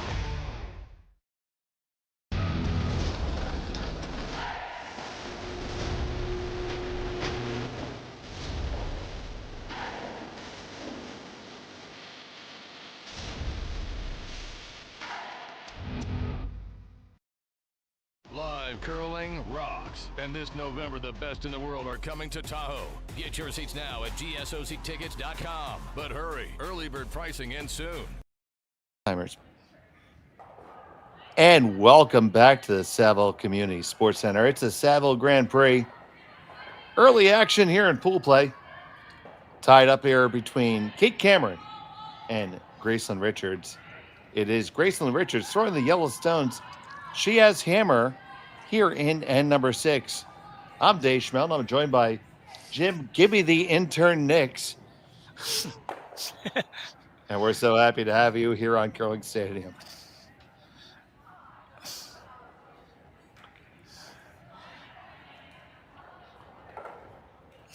Yeah, big missed opportunity for Kate Cameron's at the last end. She had 2 cracks at blanking now, and both times it ended up nose hitting and staying. And that's a big one for sure. Sometimes it's just hard to make yourself maybe put the broom in the exact right place for that shot, because early in the year you're just not quite as finely tuned perhaps as you might be in another month or so, because really that shouldn't be a shot that Kate has much trouble with. And to hit it right on the nose like that, just to me, just maybe indicates just a little lack of confidence that you can take that little extra ice and be sure to get the blank. So with that all being said, and I You hear the term have a goldfish memory if you're a skip. Absolutely, yeah. Just to stow it. You go hard steel here if you're Kate? I certainly think you start the end with that intent, yes. I would start this end with the feeling that I needed to steal because it's just too hard to play the game to force to 1 now. So I think you start with the intention that I'm going to go as hard as I can to steal 1. If that changes up a little bit as we go on, and then that so be it. But I'm going to start at least with that in my mind. Because really, if you give up 1 here, you're down 1 playing 7 with, but or even a blank doesn't really help you. So it's a big end to score. If you can never score here, you're in good position. This one skates quite long. Yeah.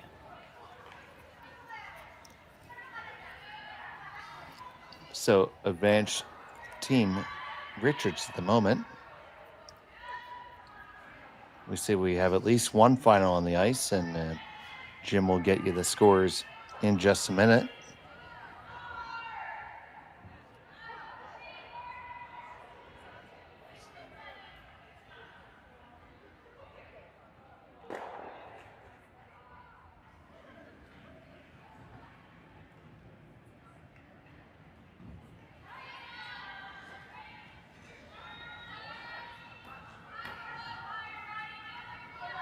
So here's Rachel Jakes.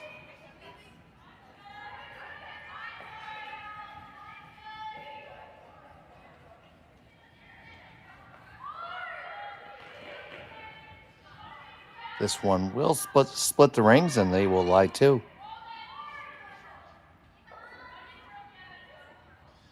And Jim, why don't we take a look?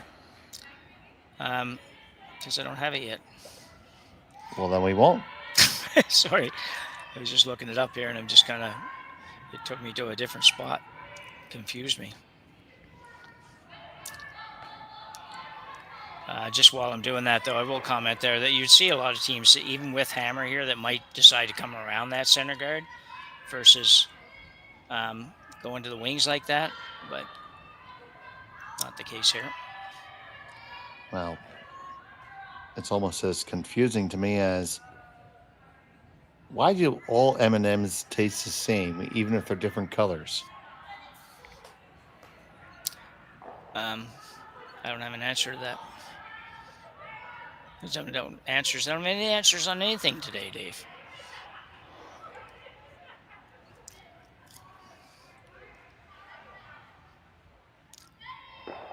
Okay. But you maybe have an answer on the other scores now? Close here, yeah. Oh, we're close. We're getting close. That is fantastic. Close is great. Yeah. Okay, I don't know which game ended, to be honest, but I've got a couple of games at 7-2 here by LaPlatte and Ollie Half-Ollie were 7-2 for Platte. Just scored 5. It looks like the game on sheet 4 has concluded. Sheet 4 is I've got Selena Sturmey up 5-1 with Hammer playing 5. I haven't filled in anything beyond that. Well, I'm assuming it's a lot. Yeah. And Taylor Reese is ahead. Taylor Reese Hansen's ahead 7-2 in her game over in sheet 6. There's sheet 6. I can see it. And a beautiful look across here at the 10-sheet facility that is the Saville Center. Lots of nice curling here. But we're not done on our sheet. All tied up. Richards currently in line 2. Shot on the way for Team Cameron.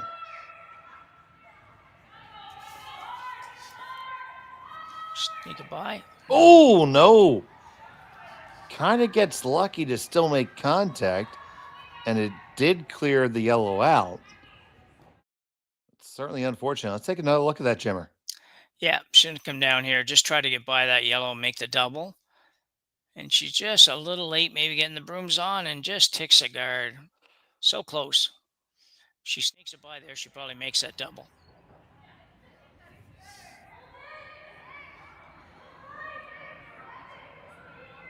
So you see where the broom is.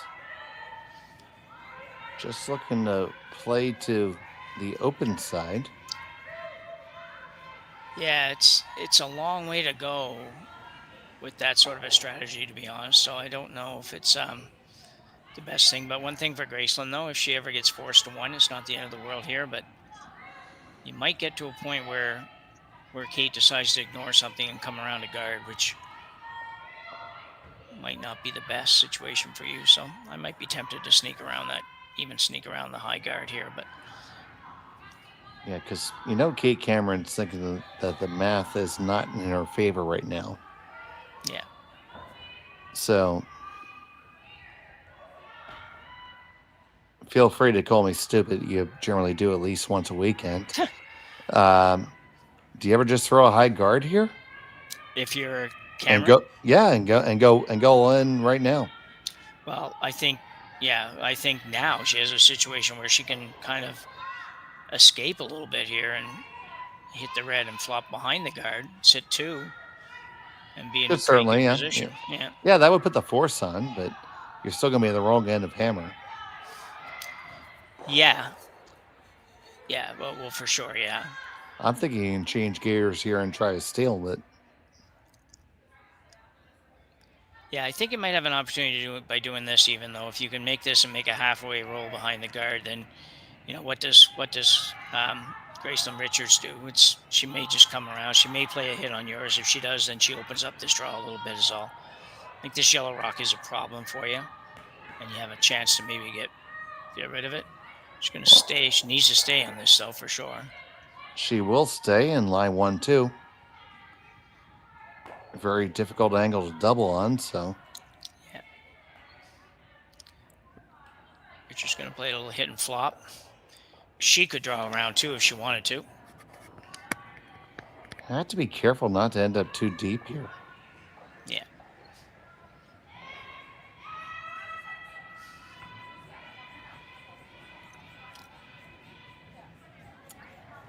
I think you have to hit this firmer and thicker than you think.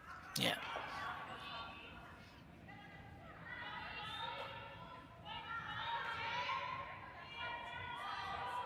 Haven't really laid a brush to it yet.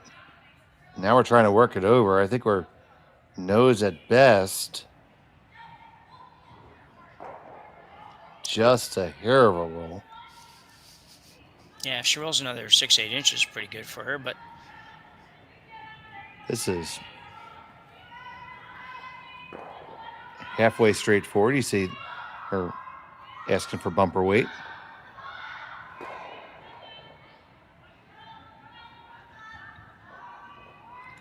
Relatively universal signal in curling. Yeah.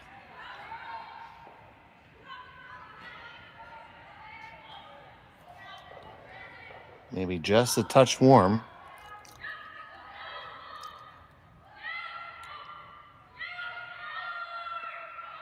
On and off. This looks close to good.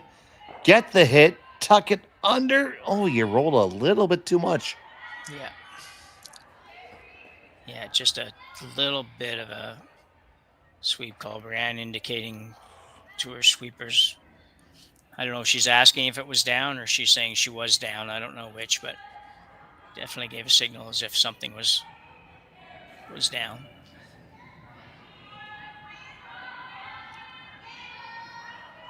Richard's going to have a hard time manufacturing two here, though.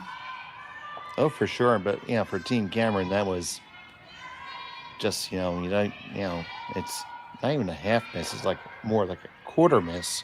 Yeah.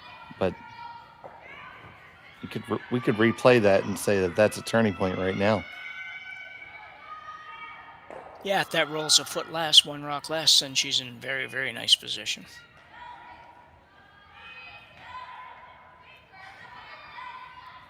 That's why this is so much of a team game now. Speaking of team game, you got to be on your horse or else you're going to jam. Oh, you wick off the top.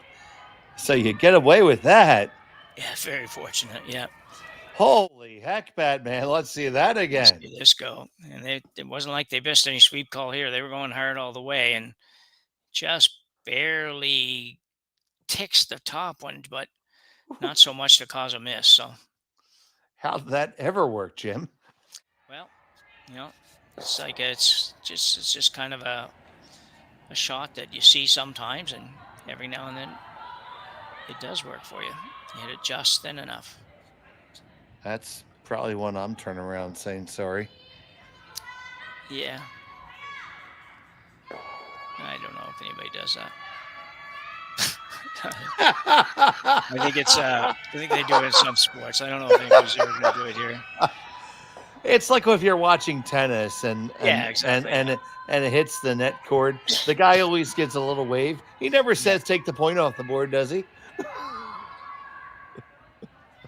No, sure doesn't. It's always, oh yeah, sorry, I made that fantastically lucky shot on you. Closest I think I ever saw to that, and it wasn't on that kind of a call, was in tennis, and I can't remember who was playing. I think it was Sock, and I don't remember his first name, but if you remember, somebody playing against him, he told the other guy to challenge the call because I did see that. Yeah, because it was it was called out. He's telling me, challenge that. And the guy looked at him like he was crazy, and then finally he challenges it. Sure enough, yeah, that was very cool. I thought I'd never seen that before. I never would see that again, probably. So yeah, that was really a tremendous show of sportsmanship. Yeah. Now this one is also curling. I think she's going to be okay. She's not going to get a roll, but gets just a hair of a roll. So Jim Nix for 784 Dave Schmel bonus points. These are very valuable, by the way, Jim. You can save them up throughout the season, redeem them later. Do you know what sport the Hawkeye system was originally made for? Oh. That's the automatic line calling system, Yeah. which is So obviously it wasn't tennis because it was not. That was what it's for now. What sport would have been made for? Just give me 30 seconds. I'll give you 30 seconds, and then we'll let the chat chime in. Okay. Somebody in the chat might know. And I'd be willing to share my points with the winner in the chat. So. Oh, these are very valuable. Yeah. These are of unspeakable value.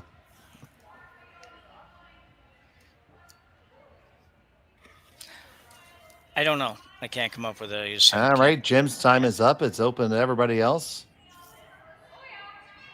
After this next stone comes to rest, I will share it with you. Okay. And this is not one of the Google effects. Like, I actually know this. Okay. No, Steve, it's not falconry.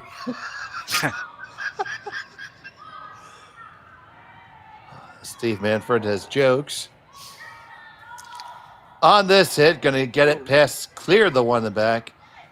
They said shot rock. So the Hawkeye system was originally developed for cricket. Really? Yeah, because in cricket, there is a very crucial judgment call the umpire has to make.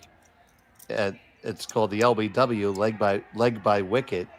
If the thrown ball was going to strike the batter and then get out the wicket. So Hawkeye was developed to analyze the speed of the ball, the spin of the ball, and the bounce to determine whether it would have hit the wickets in the event that the umpire's ruling was challenged. Wow. Well, it would have been a long while before I guessed that because I couldn't. I still, even after you explained it, it still makes no sense to me. So, yeah, I understand cricket a little bit, but I just never would have thought of that system being in play for that. Yeah, very interesting. It's taken over in tennis, basically nothing now. Now they have hardly anything that has any line at the big events that have line judges anymore, whatever they call them. Yeah, there's no more umpires in tennis other than the chair umpire. This one's gonna hang on. Yes, it's camera line too, so the force is on. Yeah, and Gracelyn Richard won't be unhappy with this. I thought she could have went just a little bit harder to try to get her deuce in that end, but as I said, starting off this end is big end to score, so she won't be horribly unhappy with taking one here and trying to force to 1 and 7, or even force to 2 and 7 would be okay. She just has to basically touch the 8 foot somewhere and she's good. Don't expect her to have too much trouble with that. So facing 2, Gracelyn Richards, her final stone of end number 6, looking to take the 1 stone lead. Score with hammer in the all-important 6th end. Versus Kate Cameron. She just needs the 8 foot. Rushers are on this one pretty hard. I'm not sure, Dave. You think? I think they might be able to get there. You got to get there. If you don't get it there, you can be very upset. But you know what? You're going to be happy because it got there just fine, not without drama. But hang 1 for Richards. She has a 1 stone lead. Cameron has a hammer in 7 when we return from Saville right after this.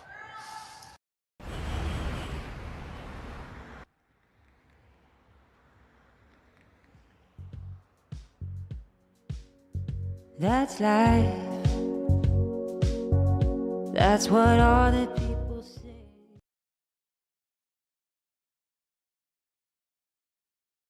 Hey guys, what can I get started for you today? Bananas away, regular? And I'll have the rip berry, but can I get vanilla oat milk and I'll add spinach and ginger? And can I substitute the raspberries for strawberries? Also add the chia and hemp seed, and definitely have the power booster and the collagen booster. And can I get that blended twice? Wow. For Alicia, Custom Chaos? One of a kind. You're one of a kind. Blister juice, freshly made your way.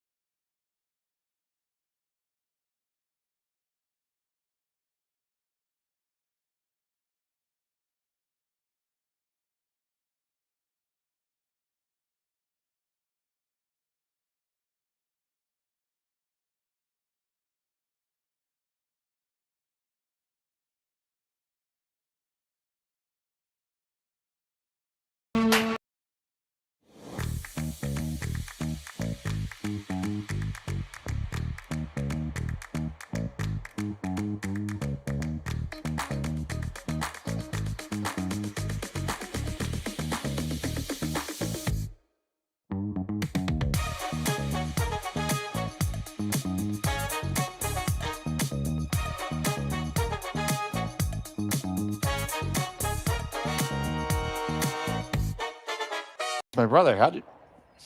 And welcome back here, 7th end action in the Saville Grand Prix. We have learned everything we ever need to know about the Hawkeye system. And what I know right now is Kate Cameron has hammer trailing by 1 and 7. So, Jim, are you pushing hard for 2 or 3, or are you trying to steer to a blank?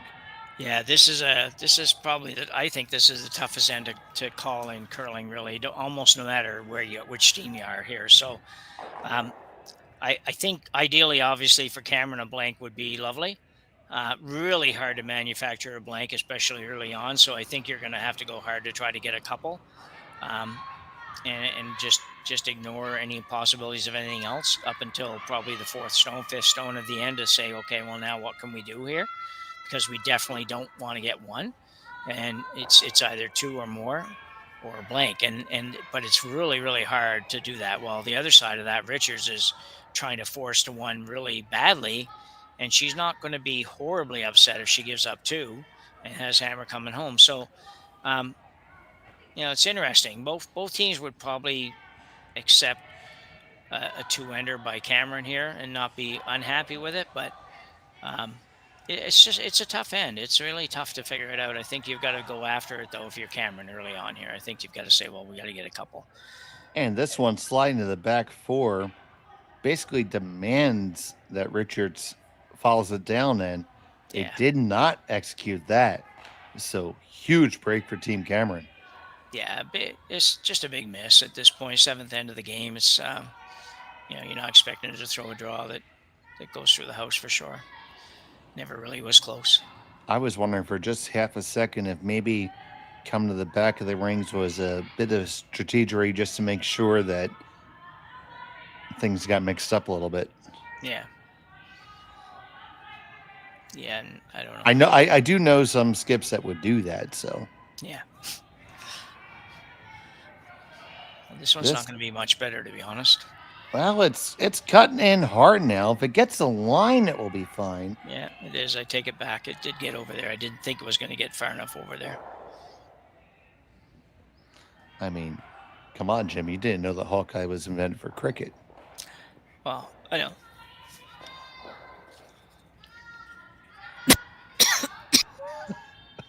God bless you.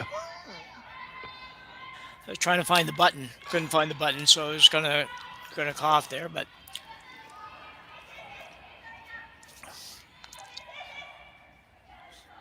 So we're going to come down and talk about this for a second. You're never killing them both, are you, Jim? no, I don't think so. Really tough to do. So if you can't kill them, don't you throw a draw? I'm thinking I might draw in here as well. Yeah.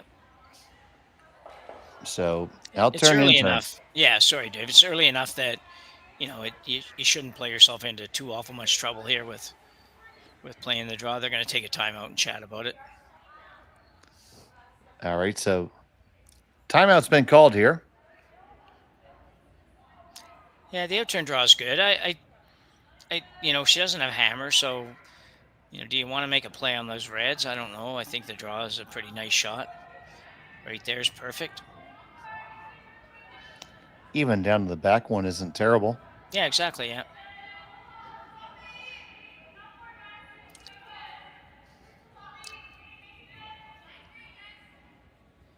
Oh, here comes fifth player / coach. I'm not sure which, but must be the coach.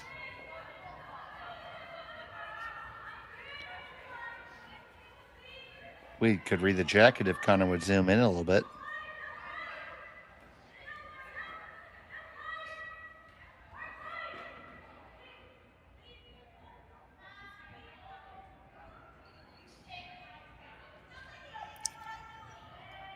Edmonton. Edmonton? Yep. Okay. Better eyes than I have too, so.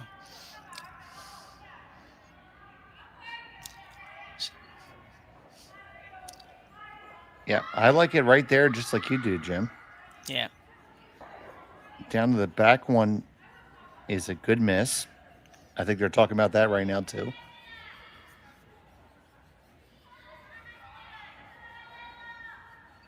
Only thing, I don't think I ever want to leave this one short. No, this one you just got to make it. It's not really a good place to leave it. Like if you go too far, it's no good. And if you're depending on how short you are, it might not be horrible. It might not be very good. So.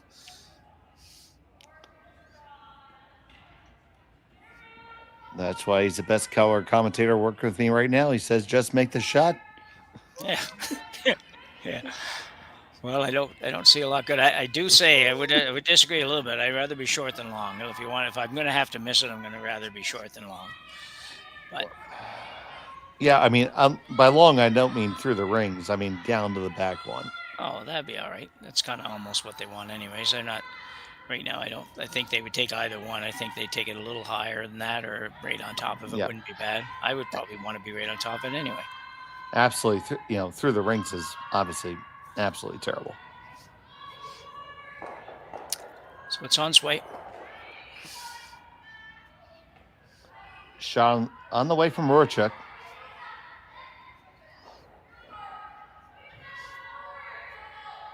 Plenty of room past everything. This is all about weight. The line is fantastic. Just manage that weight. Get it right on down there and weld it. Nicely thrown stone. Yeah, just a really nice stone all the way around. Nice call, nice sweep, nice throw. So zero hesitation from Kate Cameron here.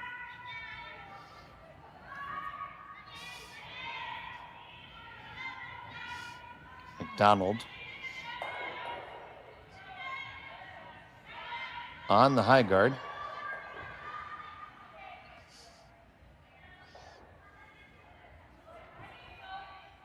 Hmm.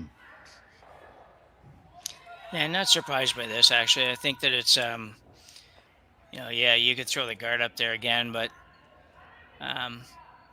there's a possibility. There would have even been a possibility in that shot that Kate could make the double with the red on the yellow and save the shooter. Could be sitting 2 if you just leave that. So I think you got to play this one. Roll over to the right-hand side as we look at it on the long view there, and try to force the 1 here. Oh, yeah, absolutely, Jim. I agree with you. It's really tough to give up 3 if there's only 1 in the rings. It's got to curl a lot, though. I'm going to pick it. But Cameron might be able to work back to the blank now. Yeah. I think that's what you got to do, buddy. I think you do, too. There's not, absolutely. You hit it on the nose. Gracelyn's going to keep hitting, so you should have another crack at a blank. Okay, so our Curly Village is telling me it's Rye Horchuk. So I apologize. If I said that right, Mary, just give me a thumbs up or a little smiley face. We certainly never try to get something wrong. We do our best to try to research these things the best we can beforehand, but without actually knowing, well, we don't know.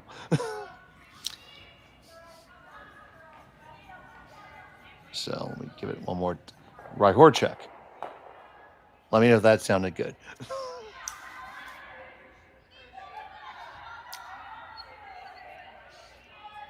As we go up and down now, looks like the blank is possibly in order. Yeah, it's too bad for the Richards team. They made that nice draw to set up a potential force and then just proceed to miss the next shot. Let them off the hook. So now they're going to be forced with probably having Cameron blank this end or trying to blank this end. Well, just barely got that out. Okay. I got that one right. I got the thumbs up from Mary. Thank you, Mary, for the assist on the pronunciation. Rye Horchuk. That's how we say it. Yeah. I have to remember that one. It certainly won't be the first time this season we use that name, so. No. Well, it might be the first time. Won't be the only time. Listen what I mean, not what I say, Jim. Oh, sorry. Yeah. Okay. It's not all about accuracy. No. Anyway, I think you did a pretty good job with it. Most of them, I think you nailed it. We try. I mean, we really do. There's different pronunciation engine machines that we can use that actually try to look at a name and derive its family lineage and try to derive it, but it's still always a guess because, heck, I mean, our colleague and the lead here, Rachel Jakes. First time I said it, I saw a QUE. I want to say Jacks. Yeah, well, I did too. Even Ryan, I would have said I was singing Jacques or something. Yeah, I never considered Jakes at all as the option for saying that. And then I was, I was informed, and I don't make that mistake anymore. No. And is that our old buddy behind the glass?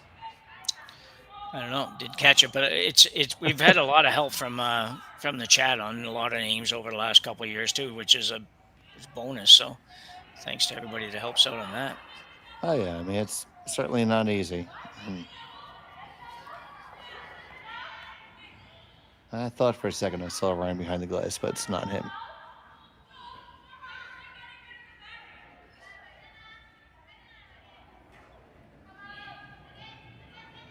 If so, he changed both hair color and glasses.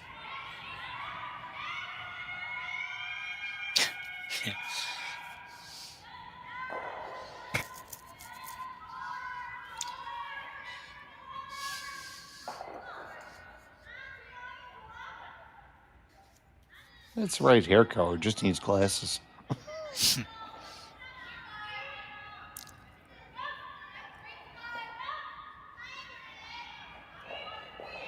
So looking very much like Kate's going to get her third crack at blanking an end here, and this is going to be a damn one that she definitely wants to make. Still one shot away from that, but shouldn't have much trouble with the next. next shot at all.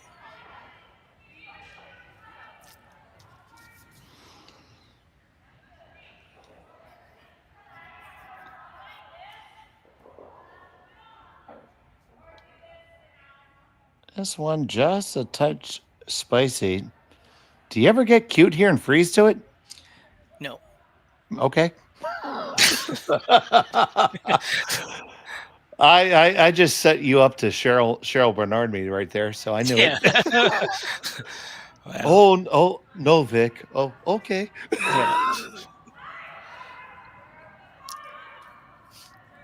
No, you just can't afford it. You got to have a nice easy shot on your last one for the blank the end and go from there. Have they been easy? No, they haven't. But it's third time lucky is what I figure. So, or third time's the charm, whatever you call it. This freeze just never, very rarely, ends up being a shot that the person can't remove. So that's why you don't play the freeze. If it was a little more difficult the old days, it might have been a little more difficult, but not so much anymore. So good throw by Kate. Hidden stick made.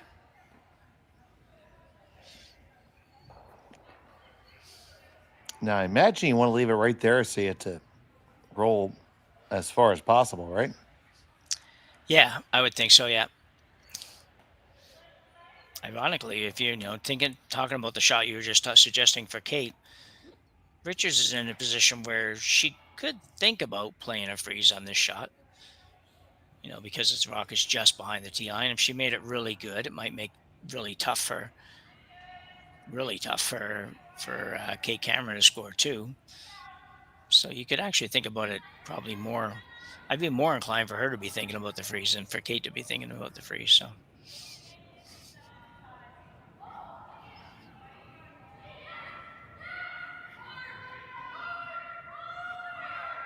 But she's not anyway. She's just hitting, which is, 99 times out of 100 people. So final from Richards. Oh, and big this miss. is going to spill out. So this is going to make this one a foregone conclusion. And barring an act of parliament, we're going to have a blank end. Yeah, that's got to hurt because it's, she's seen Kate twice not make this shot. And as confident as Kate probably is in her own abilities, I would think that she might just have a wee tiny little bit sense of relief seeing that one roll out and knowing she doesn't actually have to blank the end by hitting and rolling out.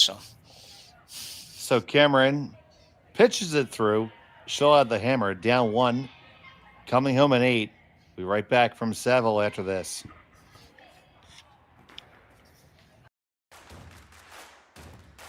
Imagine being able to stream every curling game from every sheet from any event, be it your Wednesday league game, bonspiel, or corporate event. Curling Stadium offers an all-inclusive streaming solution featuring high-quality cameras, ease of use, great reliability, and minimal installation. Offering your sponsors customizable ad space on your streamed curling games and being able to sell video packages to your corporate events for increased revenue. With Curling Stadium, you can stream to any device, be it your mobile phone, tablet, or computer. Push the feed to your desired platform, be it Facebook, YouTube, or any other social media. Curling Stadium is simply the way forward. Where it's commonplace in other sports to televise every game, we want to do the same. Curling is a global sport, and it's time it gets the coverage it needs. Make your curling club the next Curling Stadium. The rock faces around Lake Tahoe are legendary. But this fall, new ones will emerge in the Tahoe Basin. Pullman, Mowat, Gushu, and more. November 4th through 9th, the Grand Slam of Curling's first ever event in the U.S. is coming to Lake Tahoe, where the greatest rock stars on earth unite for 6 days of incredible curling, celebrity appearances, and après curl parties you won't want to miss. Get your tickets at thegrandslamofcurling.com. Let's rock. And welcome back. It's the 8th end of play here from the Saville Community Sports Center here in Edmonton, Alberta. Dave Schmel, joined by Jim Nix and Connor Sims, holding down the production end. We're happy they're joining us here this evening on Curling Stadium. Huge blank for Kate Cameron and number 7 there, Jim.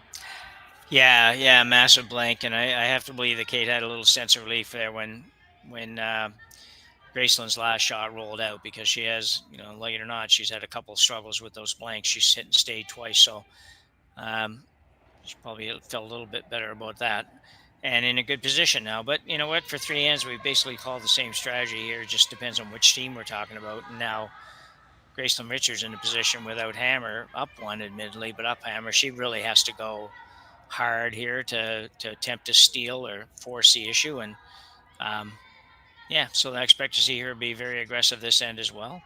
This needs to hit the brakes. Help Team Cameron.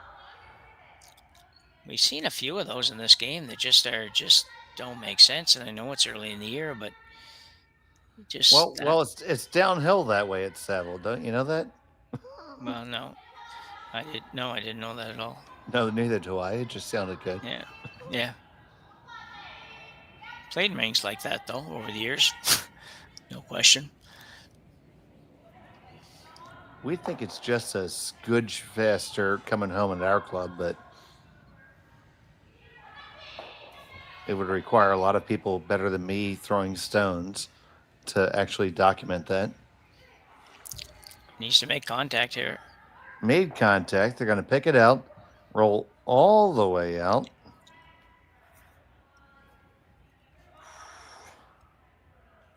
Another chance to throw the corner up. So definitely have to make this one. Absolutely. And if not, oh boy. I think I don't even want to talk about such things. No, she'll be fine on this one.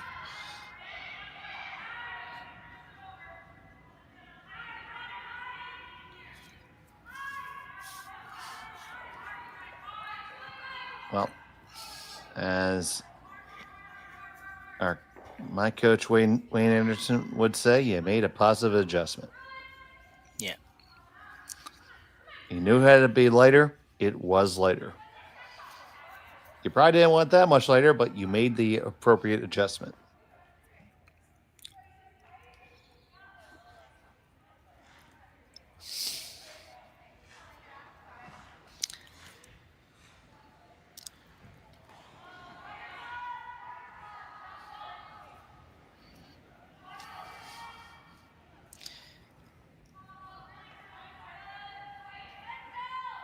So stone away from Sophia.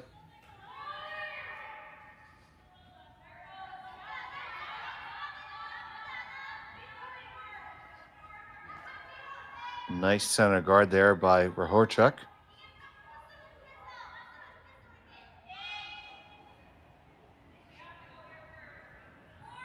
Yes, I was bold enough to try that again. Yep. I think I always look at this. I always wonder, and I know that people approach it differently. I don't think you're going to hit anything. And I think you're going to go around that corner.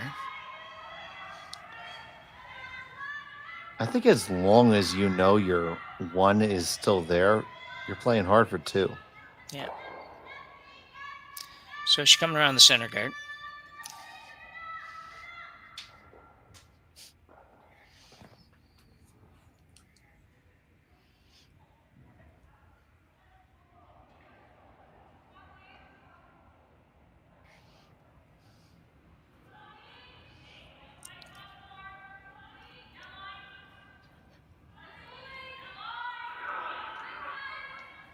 I just figure this is an area that Richards is going to want to play around that same center guard. So, oh, for sure. Looks like this is going to be probably a little light.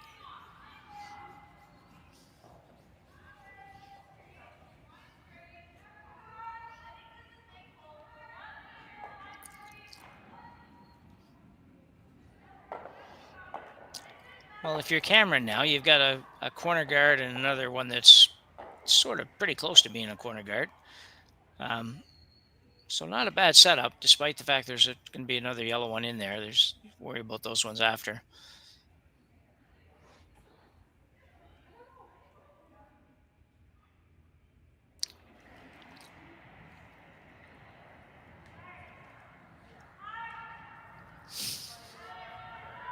So her second.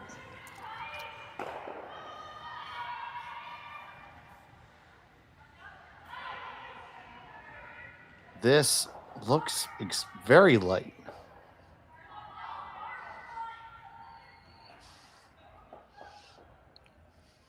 Does not get past the guard.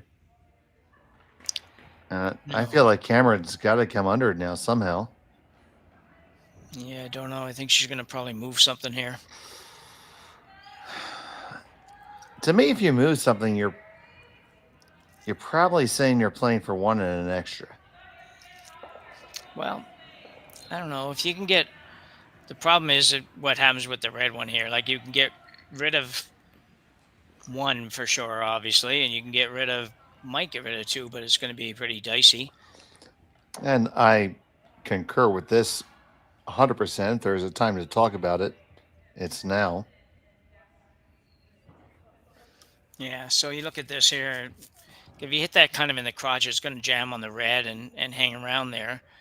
I just think she's got enough rocks to work with here that these yellows are a concern. Like, it won't take much for Gracelyn Richards to move one of those up 2 or 3 feet or 4 feet and make it really hard on you to maybe to score. So yeah, well, it's kind of like the set we had in the second end where almost like, as I kind of mentioned, the old school way of not having hammer.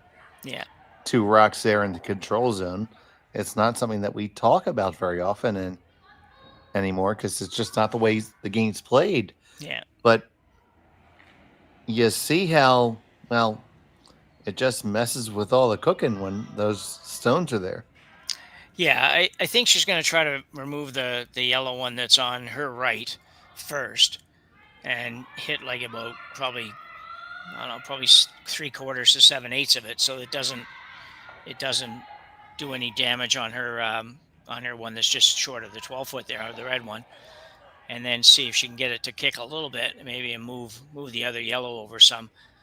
Just improve it, just change it up and improve that situation a little bit is all. It's just too much for Gracelyn Richards to work with there right now. You go, hope not to get unlucky and spin it into the rings. That could I know that certainly happen. Yeah. Well, they picked this one up right out of her hand. It is very high on it. Make contact with them both, and that's about as good as he could have done, I think. Yeah, I think that was a tremendous shot, actually. It's still possibly advantage Richards a little bit here for sure, but I think Kate had to move those stones to give herself a realistic shot here. She now at least has the situation's changed around. The rocks aren't quite in the same place, but basically the 2 rocks that are really usable and workable are hers now. So, yeah, I like that a lot better. If I'm the Cameron team, I feel a little bit much better about our potential to score 2 here. Yeah, just about the best you could have done. Yeah, I think so, yeah. So you see they're going to throw the draw around the intern here. Through the port appears to be the call. Yeah, this should be good. It's going to walk over just enough. There it goes. Right there. It takes a break. Now you get it under. Deep as he can is pretty good to biting the top 4. Yeah, nice shot. Just try to stuff it, Jim? Maybe stuff Yeah. it with a little roll? Yeah. Yeah, Brienne is, I'm sure she would agree, not had her best game she ever has. So this would be a good chance for her to kind of make up for a little bit of that, make a good one here, and has a potential to set up the winning deuce, no question. So Brienne Harris with her first of the 8th.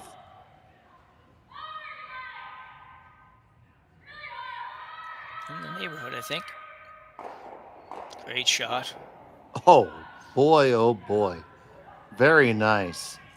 I hope Connor had a quarter left, and yes, he did. Yeah, you see this. It's not, it had to go pretty much right out of her hand to hold it where it was, but it was perfect line all the way down and really made it as good as you could possibly make it. Got rid of both yellows, left yourself right behind the guard, fully buried. So great shot. You could not have walked that down better, Jim. Yeah. So Richards now is going to basically try to play pretty much a similar shot, trying to make the run back double, both red on red, which is never easy. You'd much rather it be your own rock on the red. But this one may not going to curl enough, I don't think. It's only going to get the top one, so here he goes, swinging to Team Cameron. Yeah, by a bunch here, I think. So you see, you saw the thoughts in her head there, so don't know if I'm in love with that. I don't think they will be in love with this by the time they finish talking about this either. Yeah. Timeout's been called. Yeah. I feel like you had to split the rings somehow here.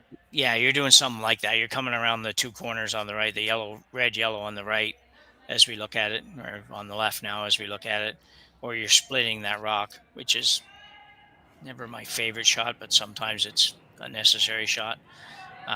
If you ever made it, it's perfect, no question.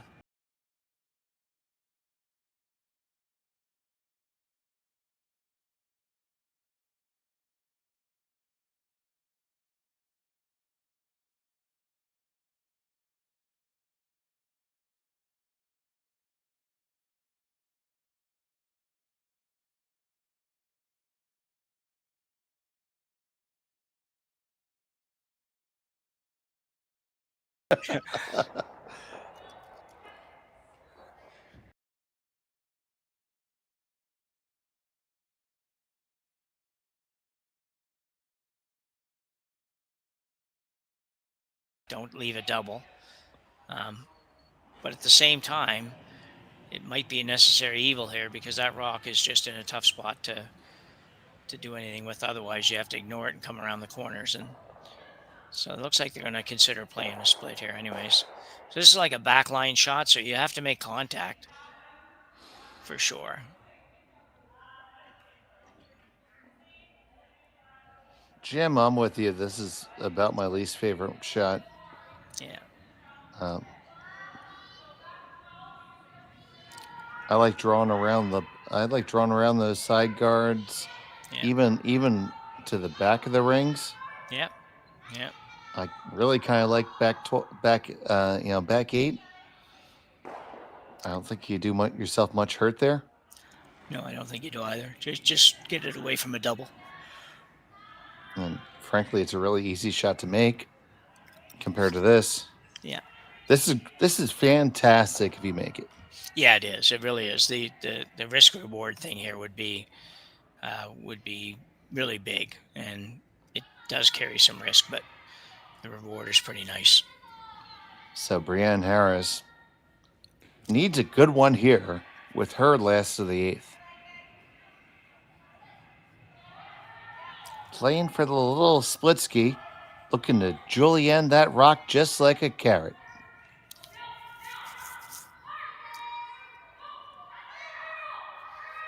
Looks like it's going to be awful close to the nose. Comes across the face. How much roll do they get? Get the one undercover, the other one edge on edge. Pretty darn good, Jimmer. Yeah, I think it's pretty good. I just not excited about where the other one ended up. That was the problem with this shot. It was just going to be really hard to get both rocks in this perfect spot, but that one actually could have curled a little tiny bit more, would have been good, but then the back one doesn't go so far. So the back one, very gettable. No question. But the looking back at the one's really gettable. thin double. Oh, dear Lord, that's tough. And if you ever wreck on the top, I mean, the game's over. Yeah, I don't. That's really hard. Looking at playing the back one, seeing if she can make a hit and roll across. I mean, the redirect, that's Al Hackner-esque double. Yeah.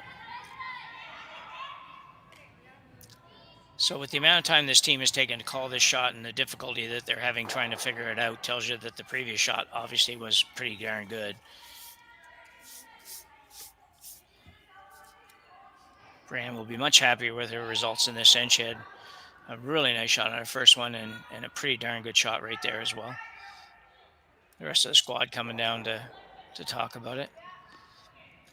I don't mind coming down the one, the 4 foot. I don't either. I don't know I don't know if I love it, but I'm thinking that might be the shot. This No, really I mean, no, yeah, that shot by Team Cameron was very, very good, and we were giving them a little bit of guff for calling that high degree of difficulty shot, but they made it basically as well as they possibly could have. Yeah. The thing about playing this back one is you might make it and be in a really good position, and if you don't quite get over there, you might have a little better opportunity on your next one anyway. Because right now it's really tough to do anything. That rock is good enough that you can't come around the corners and be shot. You can't really freeze to it because freezes are so hard to I get think good they're, results. yeah, I think they're going to try to kill it and roll under a touch because there is room to be shot rock under. Yeah, if they don't go too far, yeah. This is a odd-looking amount of ice here, so I'm not quite sure exactly what they're playing, to be honest. I don't know what turn they're thinking. They're throwing she's throwing the out turn at it, so she's assuming this rock is either going to go dead straight or actually back up a little tiny bit. That's the way we thought it tracked just a touch. Yeah. Brushers aren't really panicked. Now on it just a touch. They got the rock. They're going to hit it. Oh, you don't ever want to lose it. Really had to be shot rock there. Yeah. Yeah, I think she had to have a little bit of ice. She just had negative ice almost for that shot. And that would track based on what we've seen going this direction. I still don't mind it. I really think that rock had to move. Now, at least, I feel like now you have a better opportunity, no matter what Kate does, to maybe get shot rock at least. You can come around those reds on the in-turn if you have to and be shot rock. Well, no matter what Kate Cameron does, you're going to be able to put a tough shot back to her. I think so, yeah. Yeah. Because if she throws it right there, you could chase it, but then she's going to have a draw. Or, I don't know if you like this, Jim, but I don't mind playing down and corner freezing the red if you can get there. The red and the 8-foot? Yeah. And if you do that... How's Kate getting to? Well, they should already be one, right? They'll be...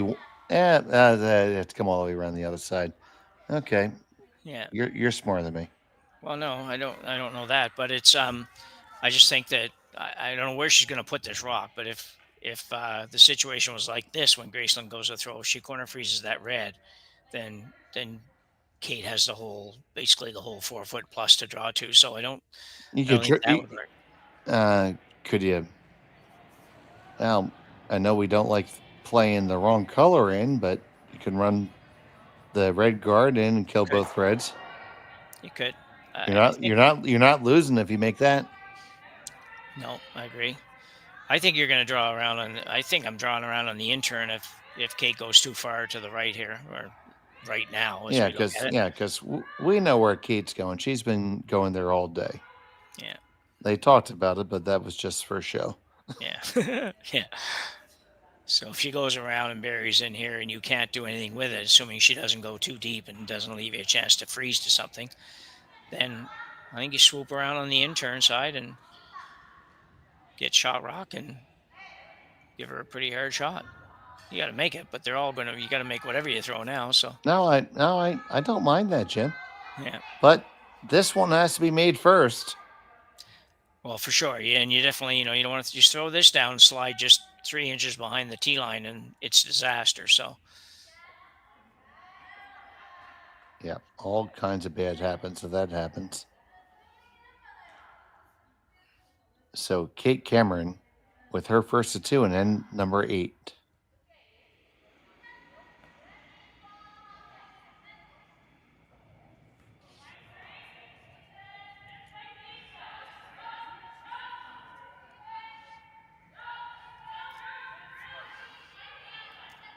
On and off, they seem to be relatively happy. Plenty of room past everything. This is all about the weight now. You're past everything. Now carve it and bury it. You just got past the guard. Oh, dear. Is there a double there? I don't think so, but too flat, I think. yeah. All right, Jim. What's the best bad option? I think it's around that rock, right about where her broom is. Just depending on which way you want to go to get there. I don't know for sure. I don't know if there's enough room on the out turn to make that shot. Probably is, but just barely, because you got to go by that high guard on the Explore Edmonton logo there. Yeah, much easier to go intern. Right. So throw intern side, and if we look at the long shot, basically behind that, in front of that red Tupperware container that's in the backboards, to make the angle stuff. Yeah. So it took me a minute to find it. This is like doing a puzzle. Like, yeah, right there, Dave. That red Tupperware container would be absolutely perfect. Yeah. She's going to go out turn, which is a bit surprising, although she probably feels like she has a better idea on ice going this way. Yeah, it seems tough to me, but once as you said, it's a little tougher, yeah. Going out the other way, you will be going out into the hinterlands. Yeah. Yeah, and that's probably what's driving her to go to this turn, to be honest, because it certainly does look like a much easier shot on the in-turn in a few ways. So it's been a really close nip and tuck game, and really coming down to this shot right here, Jimmer. Yeah, it's a big one, absolutely a big one. I mean, you're obviously, if you don't make this, your game's over. So if you don't make it well, the game's almost over. But I think that if she can get this 3/4 buried, would be very, very good. It can go back a little bit further than, you don't really care about the tee line at this point, more about getting it to where she's going to have difficulty removing it. Yeah, tee line means absolutely nothing. I'd prefer to be a little deep. Yeah, you're okay with her having yours to draw for backing if you have to. This doesn't really matter. This one's got a curl, but well. So final stone of the 8th for Gracelyn Richards. This is checking up really, really hard. Oh, you gotta be at least second stone. And you're just that. Yeah.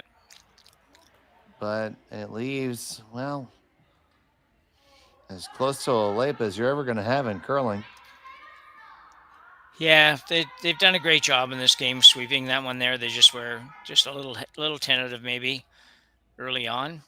But I'll tell you what, it's not a gimme now for Kate. She's, I think, I don't know which way she's going to do this.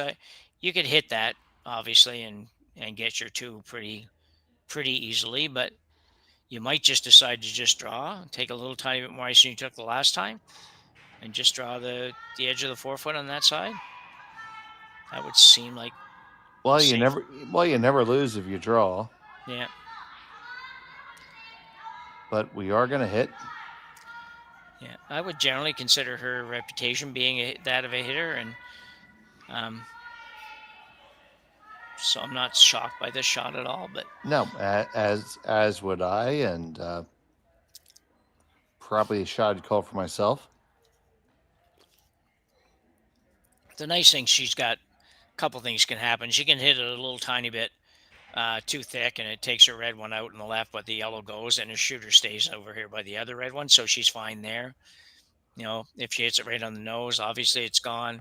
Haven't got a lot of room to hit it on the low side, basically on the over curl, if you will. She hasn't got a lot of room before she hits the guard, so. Took just a whisker more. Yeah. Do all the housekeeping here, make sure everything is happy.